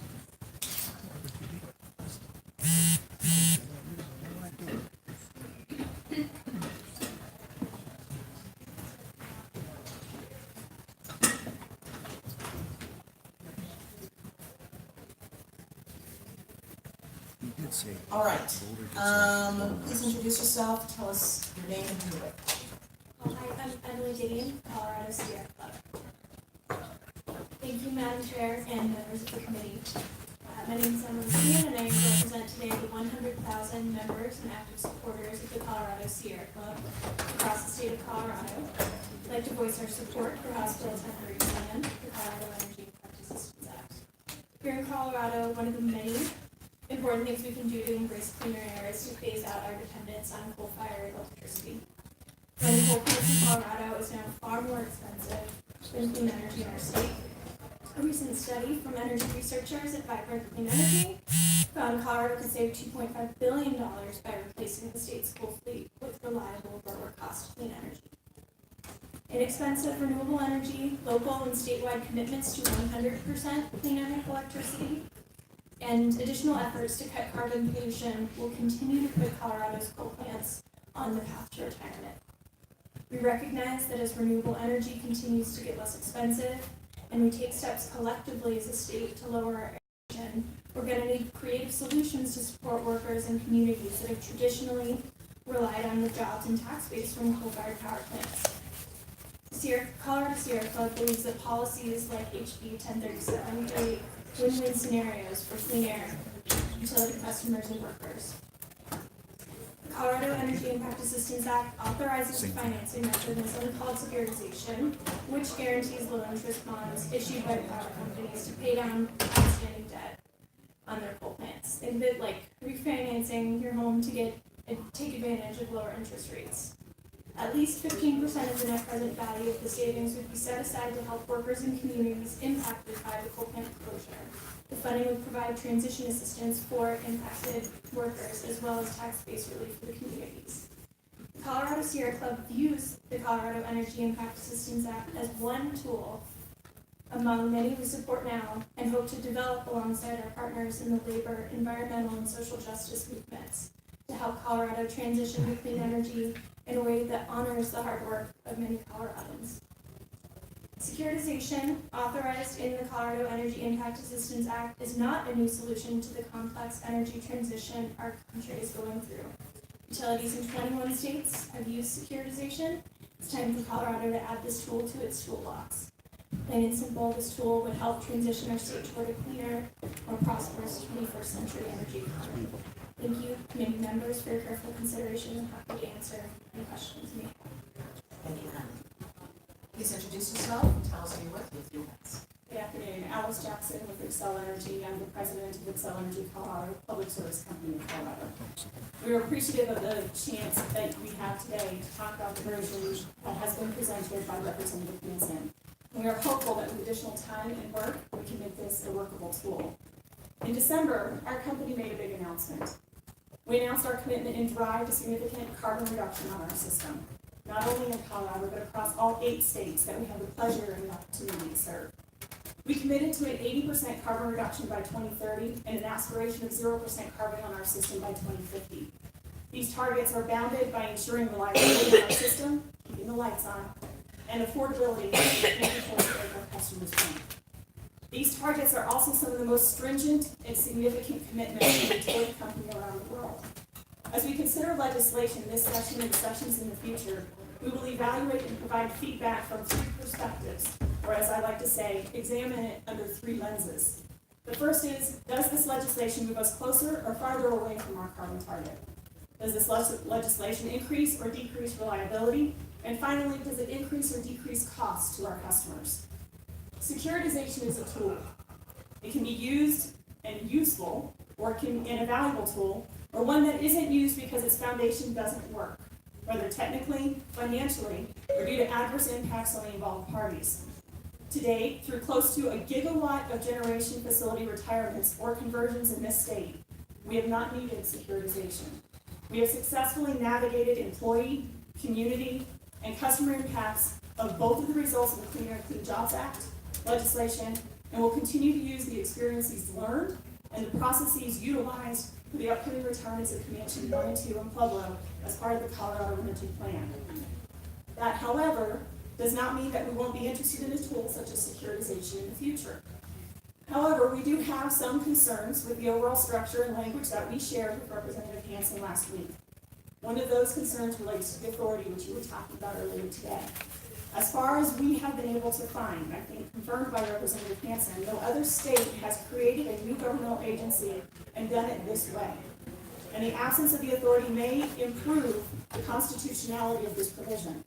Let me be clear, we are not opposed to the community and impacted employee planning and assistance. We just think there may be a better way of getting there, and that may very well be before the Public Utilities Commission. A second concern regarding the authority is the language that sets a fixed contribution to the authority.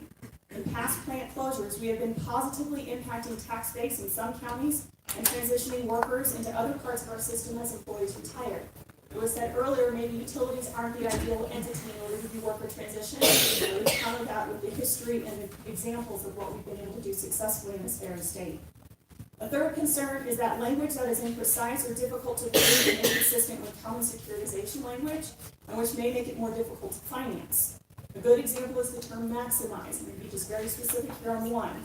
Financial and legal professionals required for this financing may take terms like this literally, which would hinder a successful financing. So as I've said, there's farther work that needs to be done. Ms. Jackson, can you please wrap it up? I'll leave it there for questions. Thank you very much. All right, Ms. Spearhawk. My name is Erica Sparhawk, and I'm representing the town of Carbondale. I'm a trustee, and I'm also representing the Colorado Communities for Climate Action, a statewide coalition of 23 municipalities and counties. Carbondale is a proud member, along with 14 other West Slope communities. Thank you, Chair Jackson, committee members, and the bill sponsors for bringing this bill forward and giving me the opportunity to testify today. In addition to my official position as a trustee, I'm also a mother to 2 kids. I'm here on their behalf as well.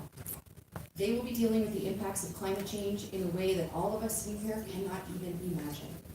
We need all approaches on the deck right now, and CC4CA feels like this is one of the tools our state should have in the toolbox. I grew up in Carbondale, and as you may know, it's a former coal town. My father worked in a coal mine, and he also commuted to the Christ Power Plant up in Norfolk County when I was a kid. So I like to say that energy runs through the veins of my family. Colorado Community supports House Bill 1037 for a few very important reasons. First, we need to provide a means for utilities to close existing coal-fired power plants while protecting ratepayers and saving us all money in the end. I'm not going to give details there. There's lots of other folks who've covered all of those aspects. The other absolutely key component is the creation of the Impact Assistance Fund and how we are going to assist the communities that we have heard from that are currently providing electricity and natural resources to our state. These are communities like Hayden, Craig, and Pueblo, and we owe it to them to provide a fund to offset the impacts that they are going to see. CC4CA members would also like to emphasize that this measure is just one option and one opportunity for our state to be the leader on this important topic. And so on behalf of Colorado Communities for Climate Action and all the 23 local governments that we represent, I would respectfully ask for your yes vote on House Bill 1037. Thank you, Carmen. Ms. Myers. Hello, my name is Amelia Myers, and I'm the Climate and Clean Energy Advocate at Conservation Colorado, the state's largest conservation organization with over 50,000 members. I'm here today in support of House Bill 1037, the Colorado Energy Impact Assistance Act. Our partners at Natural Resources Defense Council also wanted me to let you know that they support this bill as well, but they were unable to attend. This bill creates a flexible, voluntary financing tool that utilities can use when and if they decide to close a plant early due to cost considerations. When power plants close, ratepayers absorb the plant's capital costs, including depreciation expenses and decommissioning costs. This bill allows utilities to apply to the PUC for a financing order to use ratepayer-backed bonds to refinance investment in the facility. These bonds reduce the early retirement costs, creating savings for the ratepayers themselves. In addition to lowering costs of taking coal-fired plants offline, this legislation requires that 15% of the savings from the proposed bonds available to any utility in the state would be dedicated to funding transition programs to help Colorado workers and communities directly affected by the coal plant retirements. The PUC will ensure that this happens responsibly and equitably. As power plants age and become increasingly expensive to maintain and operate, closures will continue, and Colorado should plan ahead for this to reduce the impact on affected Colorado workers and communities. Because this bill would support workers and communities affected by the energy transition, and Conservation Colorado believes in an equitable and just transition, I ask that you vote yes on this bill. Thank you for your time. Thank you, Carmen. Yes, I see Representative Liston, you have a question. Yes, thank you, Madam Chairman. My question would be to Ms. Jackson. Ms. Jackson, thank you, and the entire panel for being up here. You're the president of Excel, and I'm just curious, you're very familiar with what Excel has tried to do for the employees on the transition. Can you maybe elaborate and give us an example of what Excel has tried to do in Pueblo or elsewhere, so that we have a better understanding of what your company has done? Ms. Jackson. Thank you very much, Chairwoman and Representative. So we've gone through, I would say, 2 particular experiences. One where we're on the opposite side of going through the closures, and one that is we are in the planning for those upcoming closures. So the first I'll talk about is what was the result of the Clean Air Flow Jobs Act, which roughly from that particular act, we ended up closing 702 megawatts of coal-fired units, and we transitioned 352 megawatts from coal to natural gas. And that would have been the Cherokee unit just north of downtown. And in that process, we worked really closely with our employees at those facilities to ensure that none of them got laid off. In fact, we went through significant transitions to relocate them, to retrain them, to move them to other facilities, and then to manage through attrition. Whether that's natural, people finding other jobs in other industries, or other places around the state or in the country, or people taking retirement. We managed those facilities through the timeline that they had remaining to ensure that we weren't adversely impacting those employees. In the case of Puebla, it's a little bit different, but we're in the process of planning. What I would say is it's the impacted community as much as it is the impacted employees that are going on. And in the Colorado Energy Plan, not only did we sit down with our communities, we also sat down and started conversations initially with some of our workers, and we will continue to do that as we look at the retirements coming in 23 and 2025 approximately at that facility. The benefit of one more unit at that location. And so it's a net job change of about 80 jobs. And we also have a gas system that we operate down in the community of Pueblo. So there's some opportunities for crossover training and work between the coal plant and as well as the gas operations. But in addition to that, we were able to identify through the competitive solicitation that was performed through the Colorado Energy Plan, a number of bids that won, particularly solar bids, are located in Pueblo County. Because of those bids being there, it not only replaces the tax base that would be lost by closing those two facilities, it exceeds it. And so the community has found a way to partner there as well as beyond. In addition to that, the entities that are building and owning solar facilities, not us, we will not be owning those solar facilities. They are partnering with the local community college. As well as I had the opportunity to sitting down with the community college leadership and talking about what those programs look like, how they continue to provide employees to not only our company on the gas side of the business and on the generation side, but in a multitude of other areas as well. So we are very committed to sitting down and working with communities and finding the right pathways. And like I said before, we didn't need securitization or authority or a special fund in order to get there.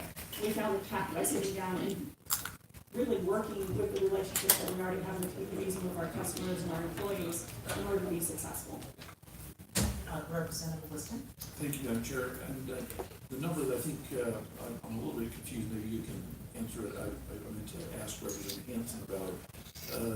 He was, he brought up the 7% cost versus the refinancing at 3%. Can you, with all due respect to Representative Hanson, I meant to ask, but can you elaborate on that? Because I'm just thinking that if interest rates were to rise, which someday they will, again, hopefully not as bad as they were back a number of years ago. But anyways, could you elaborate on that? If interest rates were to rise, I think it'd be my understanding that utilities would be disinclined to try and refinance with interest rates shot back up. Ms. Nelson? Thank you, Chairwoman. Thank you, Representative. So a couple of different things. I want to make sure that the characterization of securitization is not seen as a refinancing. A refinancing is indicating that you have a house that you have one as cost of debt for, that you're changing the rate and you stay in that same house. We're talking about closing the house, eliminating the house, and needing to build another house in order to make up for the difference associated with the generation that's no longer there. So I want to make sure that we have kind of the concept a little bit clear on that. But let's go back to the 7% versus the 3%. 7% that Representative Hanson was referring to is roughly known as the weighted average cost of capital. The weighted average cost of capital consists of a couple of different components. It's the cost of debt. So in other words, how much does it cost the company to do financing from a debt perspective? And then the cost of equity. How much does it cost us to compete with our peers to bring in equity to finance the costs associated with building transmission, distribution, generation assets, and general operations of our business? So from that perspective, the commission sets a ratio of how much of each of those types of revenues or the types of capital that we get, whether it's from the debt side or from the equity side. For lack of a better term, look at it as 55%, 45%, 55% from equity, 45% from debt. So when you look at the value associated with the cost of acquiring that debt versus the cost of acquiring that equity, you put it through the percentages of the weighted average cost of capital. We're way in the weeds now, I apologize. But the difference between the two is then when you securitize and you put it into a bond, that bond issuance essentially is debt all taken together. And with a high rating, you have the opportunity of lowering the cost of acquiring those dollars in order to pay for the retiring facilities that are coming off the system. Let's also be clear, the proceeds of a bonding are not going to pay for those new generation assets that you have to build. They're simply going to pay off the existing assets that you are retiring. And then with the way the bill is written, an incremental 15% minimum on top of that in order to pay for the authority and the activities for the community pieces. Does that assist with the conversation? Very good, thank you. Representative Wiseman. Thank you. I have a few questions I think are best for Ms. Jackson. Yes, first, you specifically called out maximize, and I find that in two places in the bill in 108(2)A. Commission may attach conditions to the approval of the financing order as the commission deems appropriate to maximize financial benefits. Also in 2D, commission shall ensure that structuring, marketing, and pricing of COEIA bonds maximizes net present value of customer savings. Your concern in, I appreciate getting lost in the details of matters and this kind of thing. Either of those, both of those, and if you object to that word, what might you advise as an alternative? Ms. Jackson. Thank you. Specifically, what I would say is when you use those words in either of those cases, what ends up happening is you're evaluating it against the road not taken. And so being able to truly sit there and say definitively, I think the question was asked earlier, how do we know? In those instances, you will probably not know with 100% certainty. What we have found in our interactions with the bond markets, and we have taken this to our bond market financing, consultants, and they've looked at it, they've come back and said that these types of words, and this is just one example, these types of words will limit the opportunity of this bill to be utilized because the bond market will be less likely to be able to actually issue the bond because they can't affirm the word maximize. So what we would suggest is that those words are not, those types of words are not used in the bill at all because it would limit the opportunity to use it in the event that it was something we wanted to use. Representative Wiseman, please. Thank you. I appreciate that point. Maybe it's something we can work on going forward. You also raised a bit of a question about the creation of the Special Purpose Authority as the vehicle for implementing some of the transition assistance. I appreciate you are the head of ESCO and not PS, the other 20 states that are up here. There's no other state that I'm aware of that has anything like that on paper. We have special purpose authorities in law because those revenues are not under the Tabor cap. I'm pretty sure that no other state that is going through any version of this mechanism is under similar constraints, so they could lodge the program in a state agency, and it would have no financial consequence to a limit that is imposed by the Secretary of Constitutional Commission. Now, what I think I heard you say is that maybe, contrary to some other testimony, you think the company itself actually could be a home base for some of this. Sure. We do have at least one other IOU, which may or may not feel similarly, or which we as policymakers may not agree with.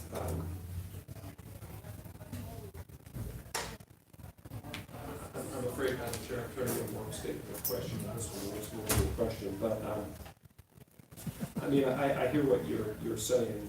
Maybe that's another example. Perfect should be the enemy of the good. I'll be honest with you, I don't want special purpose authorities either. It's one of the many reasons why I don't want paper, but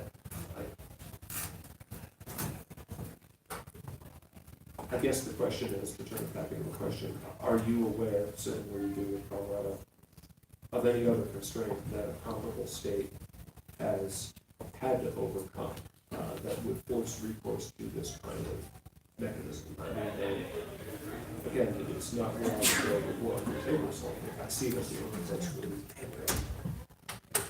If you'd like to start, Ms. Jackson. Thank you very much, Chairwoman and Representative. What I would say is that it is very unusual. It is not similar to any of those other states. I think it's indicative that none of those other states have felt compelled to include this type of language or even this type of provision in any of their securitization. What I would also say is that I do believe that you have avenues of being able to put something like this in place at the discretion of the commission. Just like we have renewable energy standard adjustment, which is we collect up to 2% from our customers right now on the electric side of the business to pay for incremental costs for renewable energy. We hold that in a fund, and as it becomes necessary to use, it's dispersed and it's utilized in order to track that. That to me is not terribly unlike a process that could be set up between evaluating what the need is. So is it 15% or is it some other dollar amount? Is there a way of, if you're in the middle of an electric resource plan like we were on the Colorado Energy Plan, ensuring that the property tax base is adequately supplemented due to the replacement resources? Or, what else might need to be done? I agree with, I think, the people you heard earlier. Some of these items are better left to sitting down and having a good, robust conversation between the entities that have the assets in the area, the communities that they employ in, as well as the regulators that are already overseeing some of this. So I think that would be a higher probability of success as far as the constitutionality of what's moving forward here, as well as the ability to be able to get the bonds issued and approved if we were able to come up with a different avenue of success. Representative Wiseman. Thank you. I'll move on to just a different question, and I'm just going to invite you to speculate here. This is a hypothetical. You partly addressed to it, but just to put a point on it. Suppose the bill passes, the mechanism for going to PUC for financing order exists in law. Why would PSCO use it? Why would PSCO not use it? Let's say, specifically in the next 5 years. Ms. Jackson. Thank you, Chairman. Thank you, Representative. What I would say is, as the bill is written today, the company would not be using it. A number of reasons on that. And in fact, that was a section that I wasn't able to get to, to do the 3 minutes, but just to give you a little bit, I won't go through the whole thing. But the whole thing is why would a utility, who's an investor-owned utility who has the pieces of the puzzle that we talked about before, go and do something that's going to adversely impact our company? As written right now, Representative Hansen mentioned that we have the opportunity to compete for the replacement generation. If you look at page 22 of the red line bill, we are explicitly prohibited from participating in the bidding process. That doesn't mean that we are competing for being able to replace the generation. That means we are explicitly excluded from competing for the generation. That is something that would mean that my company would be disinclined to move forward with such a financing order and asking the commission in order to move it forward. What I will tell you is, sitting here with the announcement we made in December, we were very clear. We understand what the path looks like with the existing technology that is available today through 2030. We know that we can get there. We know that we can get there cost effectively for our customers and with a high reliability that our system and our customers have come to enjoy. My customers today enjoy the fact that their rates are 29% below the national average. We kind of like that. We also have some of the highest reliability in the country. Those are things we want to make sure we maintain. What I can tell you is that after 2030, as we continue to transition to deeper carbon reductions on our system, I don't know exactly what that technology looks like, and I don't know exactly what things are going to be impacted. So from my first lens that I was talking about, moving closer or farther away from reaching those carbon reductions, this is a tool that could make it so that we can get closer to those carbon reductions and get there faster if it's set up appropriately. Today, what I would say is I would like to be able to use this tool if it's something that's going to save my customers money, at a minimum, keep my company whole, but give us some opportunities for growth, because that's exactly what our investors are going to look for whenever we have to do the financing on the equity component of our costs, which impacts every last piece of infrastructure we have. That's whether it's transmission, distribution, or generation. That cost of equity and that cost of debt impact everything my customers have to pay for to keep the lights on. So we've got to make sure that we're balancing that customer side with what my investors are also asking us to do and look for. So as of today, as written, we would not be able to utilize this bill. What I'm very hopeful to do, though, is to be able to work with Representative Hansen and SGAR to see if there are revisions we can make to this bill to make it a viable tool in the event that we would like or need to use it, say after 2030, possibly before then, depending upon what technologies develop and what we see happen. Representative Wiseman. Thank you, and last question. Thank you for your indulgence, Madam Chair. My colleague from El Paso County raised an interesting point. We've been in a climate for quite a long time now of very low interest rates.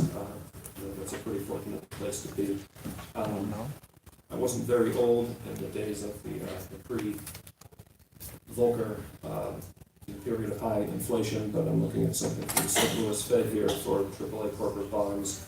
we peaked at 15%, late 81, early 82 before it broke. Now that's this measure of AAA corporate bonds, which is different than the type of structure we're setting up here, because those may be, I don't know, like IBM or whatever, but we're not talking about special purpose authority bonds with essentially a statutory backdrop. Anyway, putting the apples to oranges aside, and I think the representative raised a valid point, but if for some reason we go back to the requirement of a 10% discount rate, but not really want to measure it,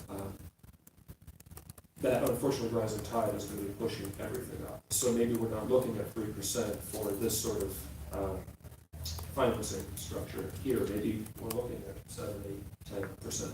But then the ratepayers are looking at 14% on debt for traditional utility finance, and probably closer to 20 for the utility equity fully digital. Correct. Ms. Jackson? Unfortunately, I can't speculate as to where exactly the numbers are going to go on the interest rates or those. I don't have that foresight. If I did, I probably wouldn't be in the job that I'm in today. But that set aside, yes, to the extent that the financing costs go up, it goes up generally across the board. And that is something that would be taken into consideration of the commission in any financing order, as well as any electric resource plan that identifies generation, and in any rate case that we are required to file and take forward in order to set rates for our customers. So I think you have a central body that is going to be looking at all of that to determine prudence and reasonableness in order to move forward with any securitization or any changes in rates assessed to customers. Members, any other questions? Thank you kindly. Is there anyone else in the room who wishes to testify on House Bill 1037 but has yet to sign up? All right. Seeing no one else who wishes to testify, the testimony portion of the meeting is closed. Representatives. Representative Hanson, I do believe we have an amendment or two. Yes, Madam Chair, we do, and I was pleased to get those to you at the start of the meeting, because we have basically been talking about L001 is what I would like to have become the base version of the bill, and we appreciate your support of that.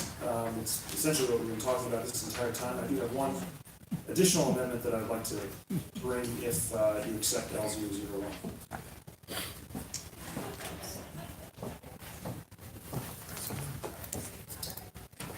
Representative Weissman. Thank you, Madam Chair. To get the ball rolling, I move L001 to 1037. Second. Moved by Representative Weissman, seconded by Representative Valdez. Representative Hanson. Great.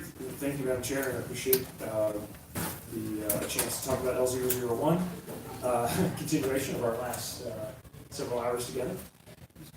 So I don't think there's a tremendous amount to explain, in the sense that there were some technical adjustments we made from the introduced version. We felt like it was more efficient to do them as a strike below, because it just makes it easier for you as the committee to look at each of those changes. They are double underlined in the version, and I'd be happy to take any further specific questions if you'd like on L001. Members, anybody have any specific questions? All right, is there any objection? Representative Weissman. Thank you, and Madam Chair, procedurally, I believe that there's at least one amendment sponsor is interested in having us consider that is 2001, and therefore before we need to pass 001, we need to at least put those other amendments into play. Representative Hanson. Yeah, thank you, Madam Chair, and I very much appreciate that, Representative Weissman. I was just getting the same advice from our drafter. L003 is an amendment to the amendment, and harkening back to my days with Robert Rules, I should have done L003 first for you to consider, and would appreciate that very much. All right, Representative Weissman. Thank you. I move 003, which amends 001. Second. Moved by Representative Weissman, seconded by Representative Valdez. Representative Hanson. Great, thank you so much, Madam Chair. Thanks for helping me get that order correct to my colleagues. Let me take just one moment on L003. I think the most important thing to point out here is couple of the sections that deserve a little bit of attention, which is lines 7 through 12. This is the concept for your consideration that the PUC would have the flexibility, depending on the situation involved with the financing order, that they could go up to an additional 10% of the savings could be topped up on the bond for local needs. So from a an example standpoint, I talked about in the slideshow, the $500 million example transaction. The PUC would basically have a floor of $30 million, but a max of $50 million. And of course, that would be under the scrutiny of the PUC and all the interveners able to comment on that. That's the concept I'm asking you for to consider there. And then the other thing I would point out, which relates to some testimony you just heard, which is on lines 1 through 10 on page 2. This is really the intent to allow for PUC consideration of what's called a build, own, transfer mechanism, BOT. This is another option that could result in least cost resources for the customer. It essentially is well known in utility circles, but essentially the bids, requests for bids are put out. Project developers come back and say, hey, we could build this project, finance it, and then transfer it 5, 6, 7 years later to the IOU under the set contract. So it's one option that can often result in a good result for customers because you're spreading out some of the commercial risk with operations. So I wanted to make sure that it was clear that that was an option that could be considered by the PUC. It typically is during the ERB, but that's the reason for that section of the amendment. Representative Listen. Thank you, Madam Chairman. Representative Henson, I'm curious on the first part of this amendment under L003, and you made reference to it in your presentation of the bill. But right now, it's for the retraining and so forth, it's 15%, and I think under this amendment could go to as high as 25%. Shake your head. Or Representative Hanson. Thank you, Madam Chair. Representative Liston, that is correct. This would allow the PUC, if the situation warranted it, to go higher if we approve this amendment. Okay. Representative. Thank you. And so the question is, so is that something that the PUC could mandate on the utility to say, okay, you're already at 15, but because of these circumstances, whatever it may be, we're going to say that you've got to go to 20 or a maximum of 25, or is that voluntary by the utility? Please, Donna. Thank you very much, Madam Chair. And Representative Liston, that would be part of the financing order. So you could imagine that the utility would put forward a proposal to use the bonding mechanism. They then would submit a plan for that part of the submission, and the PUC would then hear arguments about, is that the right level, essentially. This is really just designed to add a little bit of flexibility if there was a special circumstance that required a little bit more resource. They would have that option. Of course, all of the interveners would come in and make their case for or against it, and we allow the PUC to have that flexibility. Members, are there any other questions?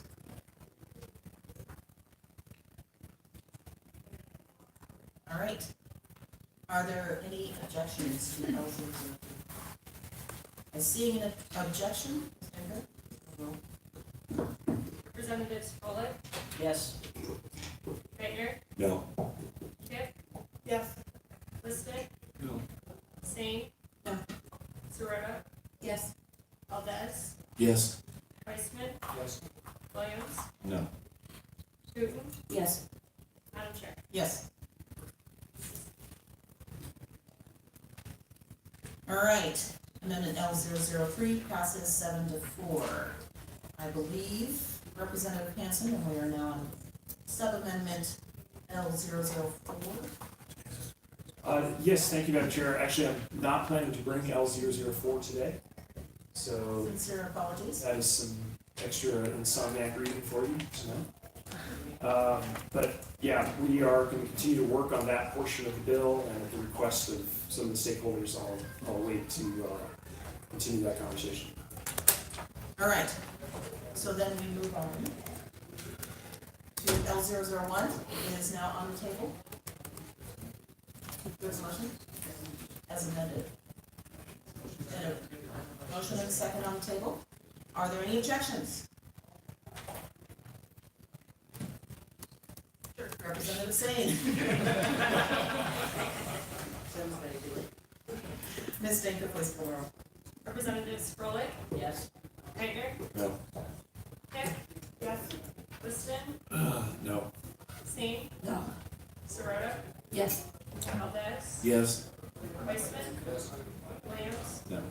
Putin, Yes. Madam Chair. Yes. All right. Looks like L001 passes 7-4. Representative Hanson. Terrific. Thank you so much, committee, and thank you for working through those amendments with me. I think we are now back to perhaps appropriate for some final wrap-up comments, if that's all right, Madam Chair. Certainly. Go right ahead. Sounds good. Well, thank you to everyone for your time, attention, focus today. We are now at the 3-hour mark, and I know this is a lot of different pieces of detail here that we've been digesting and having a really robust conversation about a number of great issues. And so I want to start with a sincere thank you to the committee for all of your hard work on this bill. Pardon me. I also want to say that I've really enjoyed, I think, what often happens, especially in some of these bigger pieces of legislation, where there are adjacent issues. There are things that we were able to discuss during the testimony and the Q&A, things like carbon pricing and planning rules at the PUC, the idea of deregulation in the state of Colorado, the need for RTOs and ISOs, or better interconnection of our transmission grid to our neighbors.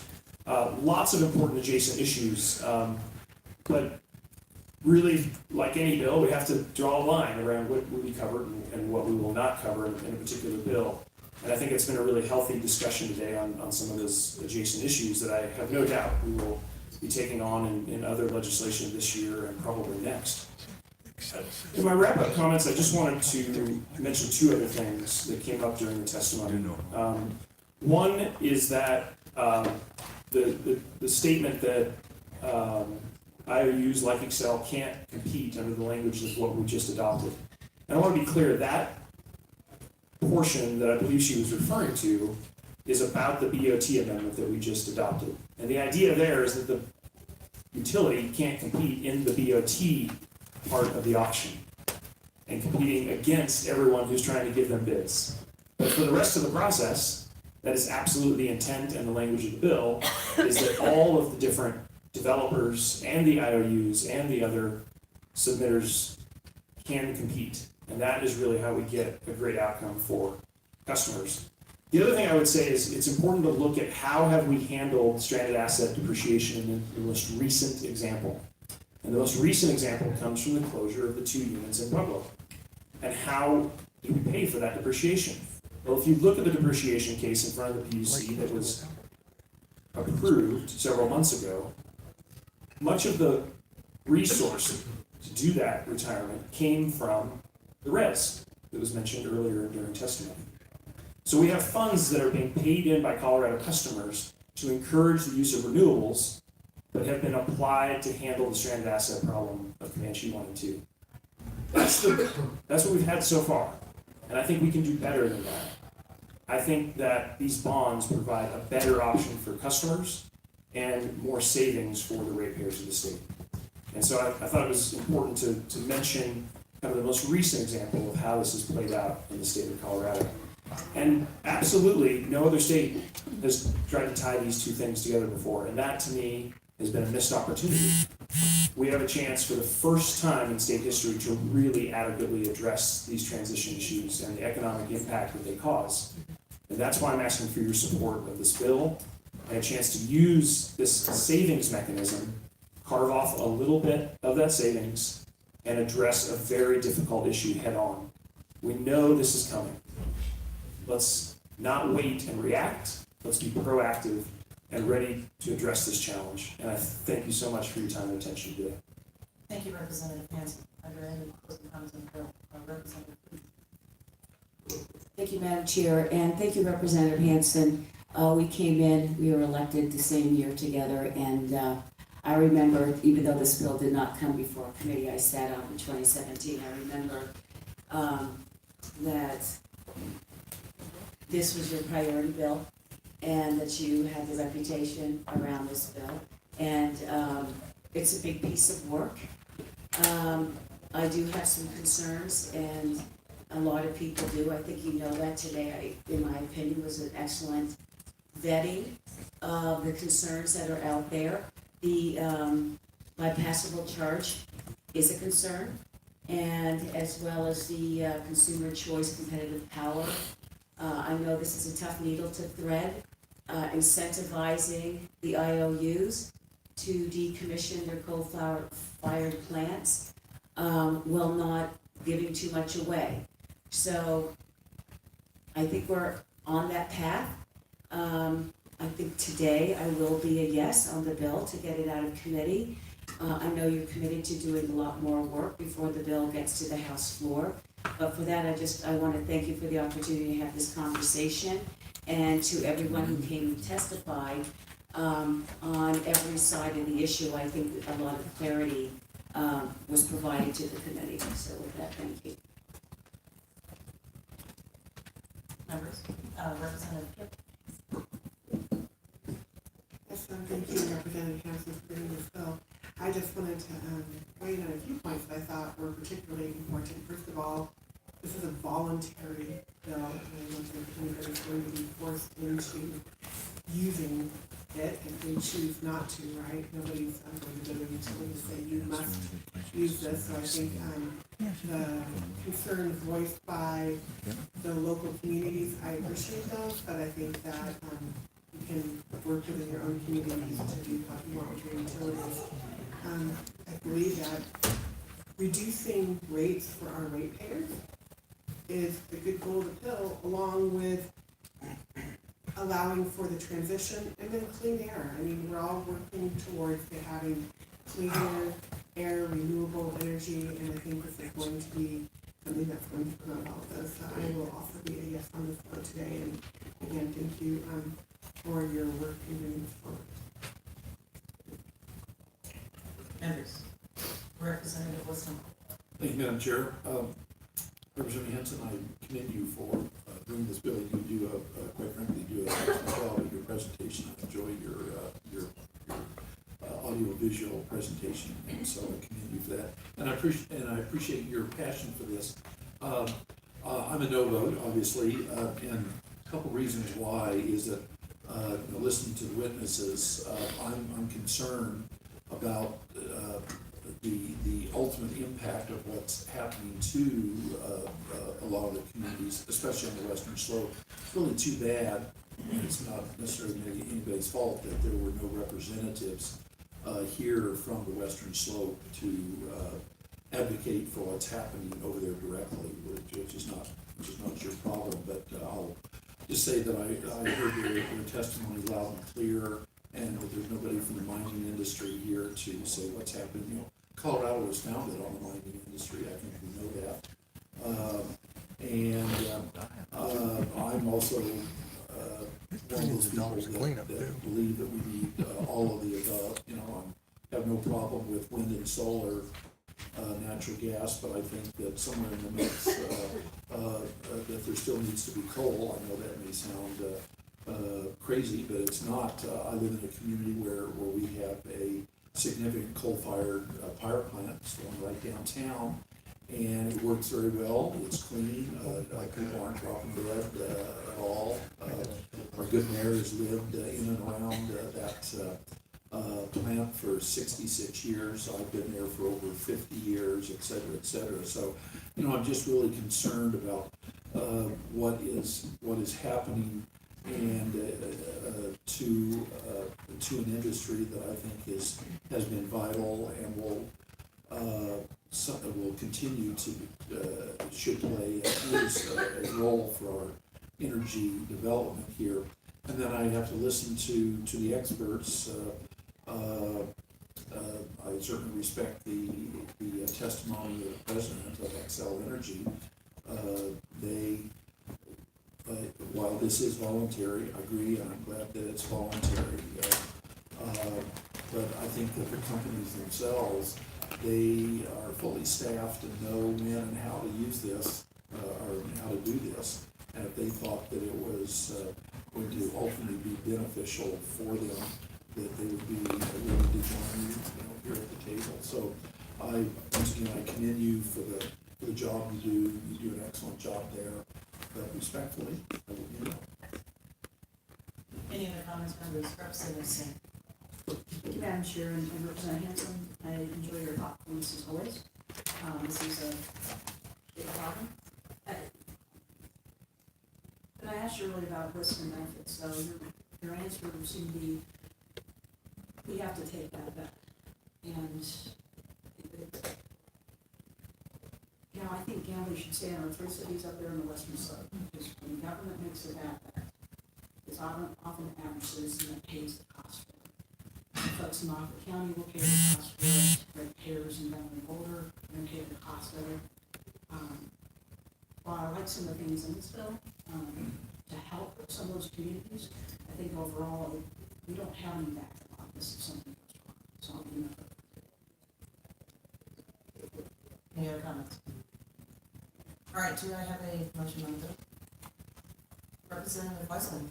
Thank you. I move 1037 as amended by 001 to the committee of the whole with a favorable recommendation.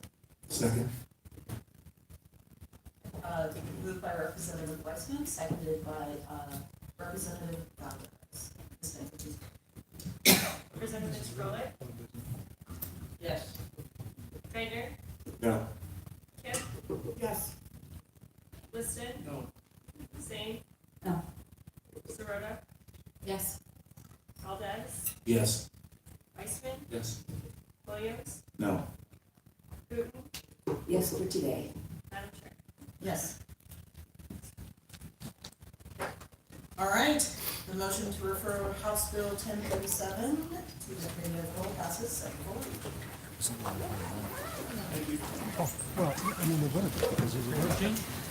Okay, folks, that's the end of the session today. Thank you for hanging out with us. Brian Luma cut the plastic. We'll be doing this again in 2 weeks. Talk